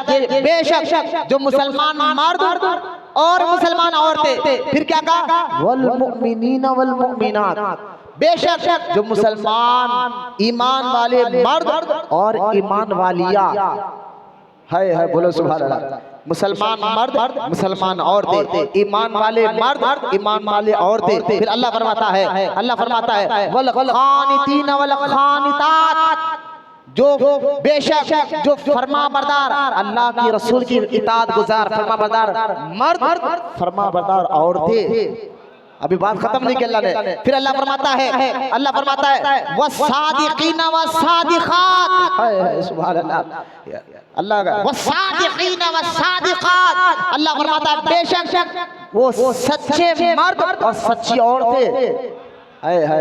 मुसलमान मर्द, मुसलमान औरतें, मोमिन मर्द, मोमिन औरतें, फरमा बरदार मर्द, फरमा बरदार औरतें, सच्चे मर्द, सच्ची औरतें। आगे अल्लाह फरमाता है वस्साबिरीन वस्साबिरात, सब्र करने वाले मर्द और सब्र करने वाली औरतें। फिर अल्लाह फरमाता है वल खाशिईन वल खाशियात, अल्लाह से डरने वाले मर्द और अल्लाह से डरने वाली औरतें। बोलो सुभान अल्लाह। फिर अल्लाह फरमाता है वल मुसद्दिकीन वल मुसद्दिकात, खैरात करने वाले मर्द, अल्लाह की राह में खैरात करने वाले मर्द और खैरात करने वाली औरतें। बोलो ना सुभान अल्लाह। फिर अल्लाह फरमाता है वस्साइमीन वल साइमात, रोजा रखने वाले मर्द और रोजा रखने वाली औरतें। बोलो ना सुभान अल्लाह। फिर अल्लाह इरशाद फरमाता है वल हाफिजीना फुरूजहुम वल हाफिजात, जो मर्द अपने शर्मगाह की हिफाजत करते हैं, यानी जिना नहीं करते, गलत काम नहीं करते, वो मर्द जो अपने शर्मगाह की हिफाजत करते हैं, वो औरतें जो अपनी निगाह की हिफाजत करते हैं। जब आग भटकती है तो सब भटकता है ना। आप देखिए औरतों को, मर्द के क्या, जो मर्द और अपनी शर्मगाह की हिफाजत करने वाले, वो औरत जो अपने निगाह की हिफाजत करने वाले। फिर अल्लाह फरमाता है फुरूजहुम वल हाफिजाती, फुरूजा अल्लाह फरमाता है उसके बाद वज़ाकिरीन अल्लाह कसीरन वज़ाकिरात, अल्लाह का जिक्र करने वाले मर्द, अल्लाह के जिक्र करने वाली औरतें। बोलो ना सुभान अल्लाह। 10 चीजों को अल्लाह ने बयान फरमाया। कितने इसमें, इस आयत में 10 चीजों को अल्लाह पाक ने बयान फरमाया। आखिर में फरमाया अल्लाह ताला ने कि जो इस्लाम, 10 चीजें क्या है? वो मर्द जो इस्लाम लाए, वो मुसलमान मर्द, मुसलमान औरतें, मोमिन मर्द, मोमिन औरतें, मोमिन फरमाबरदार, मोमिन औरतें फरमाबरदार, अल्लाह से डरने वाले मर्द, अल्लाह से डरने वाली औरतें, अल्लाह की राह में खैरात करने वाले मर्द, अल्लाह की राह में खैरात देने वाली औरतें, अल्लाह की रिजा में रोजा रखने वाले मर्द, अल्लाह की रिजा के लिए बेरोजा रहने वाली औरतें, वो मर्द जो अपनी शर्म की हिफाजत करते हैं, अल्लाह फरमाता है वो औरतें जो अपने निकाहों की हिफाजत करते हैं, फिर अल्लाह फरमाते हैं वो मर्द जो अल्लाह का जिक्र करते हैं, आगे फिर फरमाता है वो औरतें जो अल्लाह के जिक्र करते हैं, फिर उनके लिए इनाम क्या कहा, ये 10 चीजें बयान करके अल्लाह फरमाता है, अल्लाह फरमाता है अल्लाहु लहुम मग़फ़िरतन व अजरन अज़ीमा। सुन लो, ये वही लोग हैं, ये मर्द वो औरत जिनके अंदर 10 आदतें हो, तो अल्लाह फरमाता है सुन लो, ये वही मर्द और औरतें हैं जिनके लिए अल्लाह ने बख्शिश और बहुत बड़ा सवाब तैयार कर रखा है। बख्शिश है ऐसे मर्द औरतों की, और अल्लाह ने यहाँ उनका सवाब तैयार कर रखा है। इससे अंदाजा करे कि इस्लाम ही तो औरतों को इज्जत देता है। घर बैठे भी वो अपने शौहर की इताअत गुजार करते रहे, अल्लाह को राजी कर ले। जो मर्द मैदान जिहाद में जाकर अल्लाह को राजी करता है, वो औरत घर में बैठे बैठे शौहर को राजी कर अल्लाह को राजी कर लेती है। जो तो लिहाजा ये औरतों को, अपनी बहनों को मैं हाथ जोड़कर कहता हूँ, दीन और इस्लाम सिखाए, दीन बताए। सैयदा सुमैया का वाकया सुनाइए, सैयदा उम्मे शरीक का वाकया सुनाइए, अबू बकर सिद्दीक की बेटी सैयदा अस्मा का वाकया सुनाए। जब अबू बकर सिद्दीक घर आए और अपना सारा माल लेकर हुजूर के साथ हिजरत कर मक्का छोड़कर चले गए, जब मक्का छोड़कर चले गए तो अबू बकर सिद्दीक के जो वालिद थे हज़रत अभी मुसलमान नहीं हुए थे। जब उनको मालूम हुआ कि अबू बकर सारा माल लेकर चला गया है, तो लिहाजा अबू बकर सिद्दीक के वालिद घर में औटने लगे, नाबीना थे, ज़ईफ थे, औटने लगे कि तेरा बाप कैसा है, सारा माल लेकर चलेगा उस रसूल के लिए, उस नबी के लिए, उस दीन के लिए, घर में कुछ नहीं रखा, कुछ भी नहीं रखा। सैयदा अस्मा ने जब देखा कि मेरा दादा मेरे वालिद के साथ साथ दीन को बुरा कह रहा है, अल्लाह के रसूल को बुरा कह रहा है, तो आपको बर्दाश्त नहीं हुआ। सैयदा अस्मा घर के बाहर जाती है और छोटे छोटे कंकरियां चुनकर एक कपड़े में जमा करती है और अपने दादा से कहती है, दादा खामोश रहो, अल्लाह के रसूल को कुछ मत कहो। बाप ने बहुत सारा पैसा हाथ में रखकर गया, बाप ने बहुत पैसे छोड़ कर गए हैं। हंदरपन में जब उन्होंने टटोला तो उनको शफी नजर आए, खुश हो गए। क्यों? ये अबू बकर सिद्दीक की बड़ी बेटी का जो बोलना है मुझे बोलो, अल्लाह और उसके रसूल और दीन को गलत मत बोलो। ये वाकया सुनाए अपनी बहनों को, ये बातें सुनाए अपनी बहनों को। एक सहाबी जिनका रंग बहुत काला था, बिल्कुल काले सहाबी थे, रंग बहुत काला था, हुजूर की बारगाह में आए, कहने लगे या रसूलल्लाह सल्लल्लाहु अलैहि वसल्लम, आका मुझे रंग की वजह से कोई भी अपनी बेटी को देने तैयार नहीं है, मुझसे निकाह करने के लिए तैयार नहीं है। अल्लाह के रसूल अलैहिस्सलातु वस्सलाम ने जब उनको देखा, सरकार अलैहिस्सलातु वस्सलाम ने फरमाया कि जाओ फलां मदीने पाक में फलां अंसारी के घर में उसकी एक बड़ी लड़की है। हुजूर कह रहे हैं कि अपनी लड़की का निकाह तुम से करा दे, जाकर ये कहो। वो शख्स गया और जाकर दरवाजा खटखटाया, वो सहाबी दरवाजा खोले, लड़की के बाप थे, दरवाजा खोले, बोले क्या हुआ, कैसे आना हुआ? तो अल्लाह के रसूल ने भेजा है। सहाबी बड़े खुश हो गए, हुजूर ने भेजा है, हुजूर ने भेजा है। बोले हुक्म क्या है? फरमाया तुम्हारी बेटी है ना, हाँ, उनका निकाह मुझसे करा दे। अब हैरान बाप थे कि यार ये तो काला आदमी है, मैं सरदार हूँ, मेरी बेटी का निकाह कैसा कराऊं? लेकिन हुक्म भी अल्लाह के रसूल का है, अल्लाह के रसूल का है। ये सोच ही रहे थे, पर्दे के अंदर से उस सहाबी की बेटी आवाज देती है, अब्बा हुजूर इस रिश्ते को इनकार मत करना, मैं राजी हूँ इस रिश्ते से, इसलिए कि क़यामत के दिन में तमाम औरतों के सामने कहोगी, ऐ औरतों तुम्हारे रिश्ते तो तुम्हारे माँ तुम्हारे बाप उनकर लाते हैं, मेरा रिश्ता अल्लाह के रसूल ने लगाया है। ये बताओ अपनी बहनों को ये वाकया सुनाकर कि वो अल्लाह से मोहब्बत, रसूल से मोहब्बत कैसा करते थे। हातिम ताई की बेटी जब कैद में आई, हुजूर सल्लल्लाहु अलैहि वसल्लम ने सुना कि हातिम ताई की बेटी है, क्योंकि हातिम ताई एक सखी बादशाह गुजरा मक्के में, उसके बाद हुजूर आए हैं। हुजूर से पहले का इसका दौर था, बहुत सखी था, गरीबों यतीमों बेवाओं की मदद करता था, बहुत सखावत थी। जब उसकी बेटी हुजूर के सामने कैद लेकर आई, अल्लाह के रसूल ने फरमाया मैंने सुना कि तुम हातिम ताई की बेटी हो। बोले हाँ मैं उनकी बेटी हूँ। कि जाओ, सरकार ने फरमाया जाओ मैं तुम्हें आजाद करता हूँ।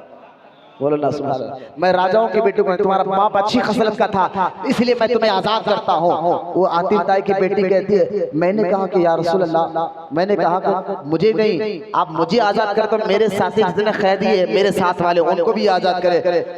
वो औरत सोचने लगी हतीब ताई की बेटी से, हुजूर कहेगा नहीं मैं तुझे छोड़ रहा हूँ, तेरे साथियों को क्यों छोड़ूं, ठहर मैं मशवरा करूंगा अपने साथियों से। ना, एक लम्हे में हुजूर ने फरमाया जा तेरे साथियों को भी मैंने आजाद कर दिया।